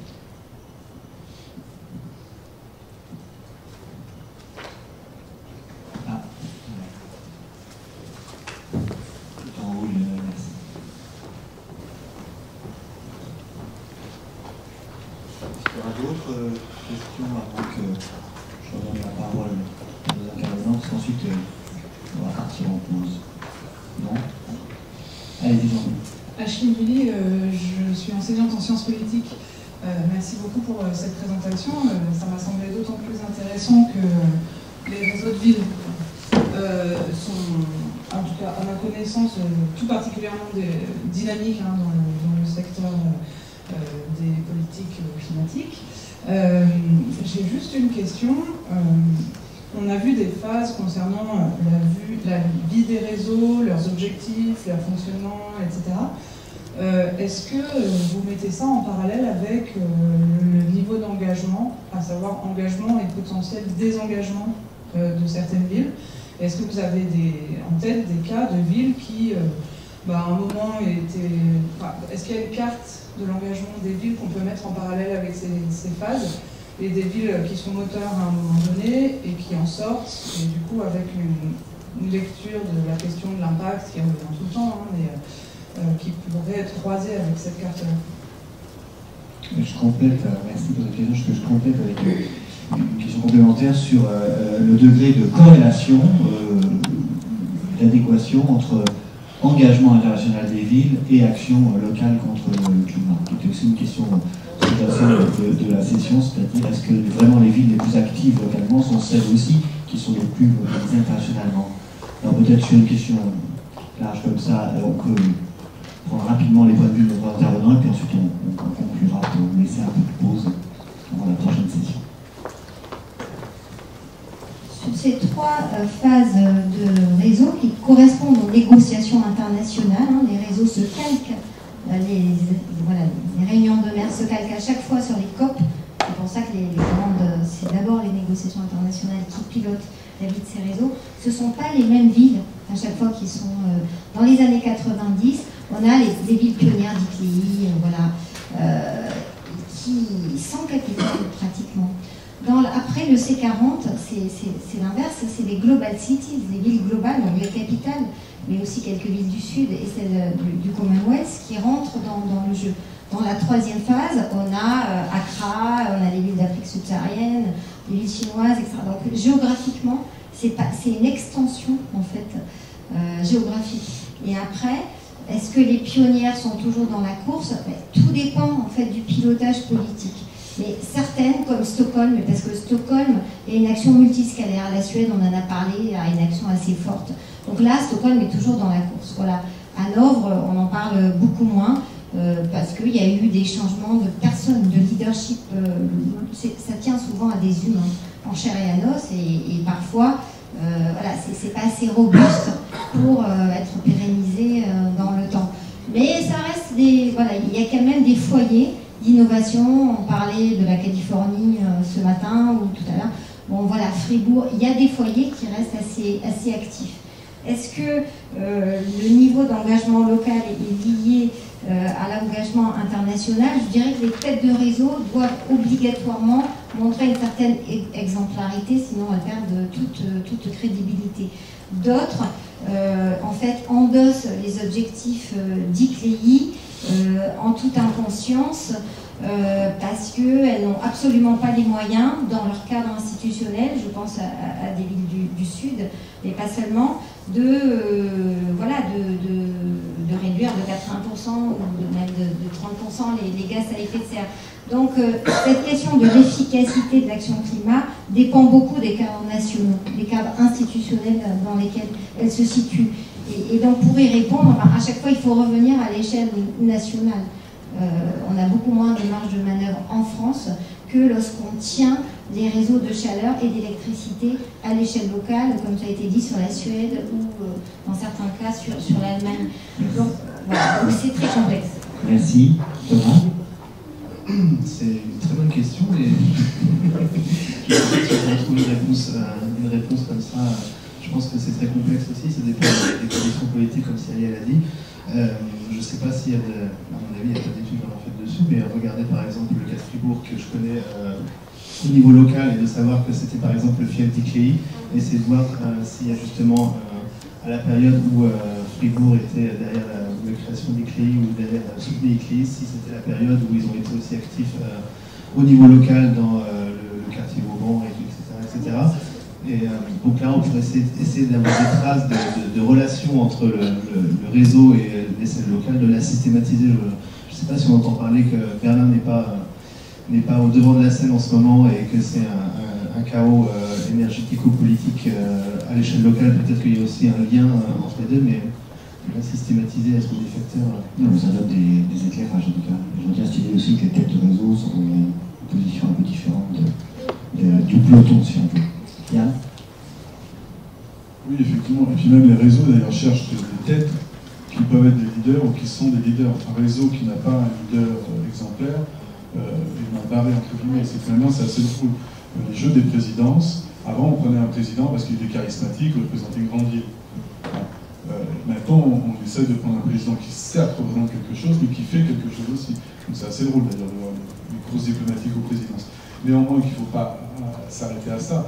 Moi, je connais des dizaines de collègues de l'île française qui avancent très bien et qui n'ont pas obligatoirement, malheureusement toujours pour eux, un leader politique, et la ville continue à très bien avancer sur son action. Si elle était à un moment donné, comme il a été dit par exemple à Stockholm, ancrée, et que ça devient un peu dans l'ADN de la ville. Nous, on a accompagné, j'accompagne encore techniquement, par exemple, Johannesburg, et ils avaient un maire très leader international là-dessus,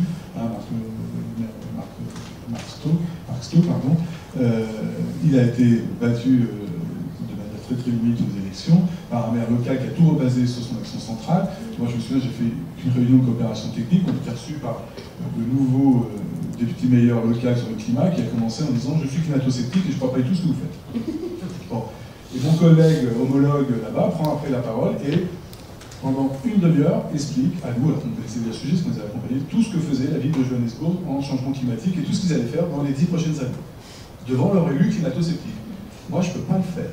Je suis viré tout de suite si je le fais. Et eux, ils continuent avec une force de conviction administrative derrière, et ils continuent avec un député meilleur climato-sceptique. Donc, voilà. Il n'y a pas de cas d'école, il y a une force aussi parfois locale non négligeable et qu'il faut utiliser, mais le vivier de ces réseaux et l'importance de ces réseaux, on voit les têtes de pont, mais il faut voir toutes les personnes qui sont derrière, etc., c'est de transmettre du savoir, de partager du savoir, des échecs et des réussites qui peuvent nourrir les autres, qui peuvent aider justement quand on a un cas de difficulté de leadership, de continuer l'action. Merci beaucoup. Donc effectivement des configurations très diverses et pas de loi générale, mais quand même une tendance qui est que quand même pour être visible et moteur au niveau international, il faut pouvoir à un moment montrer qu'on est aussi exemplaire au niveau local. Écoutez, sur ces bonnes paroles, encourageantes malgré tout, on va clore cette session et faire une pause d'une dizaine de minutes et vers 16h20, peut-être un tout petit peu plus tard, on reprendra pour la dernière séance de la journée. Merci à vous.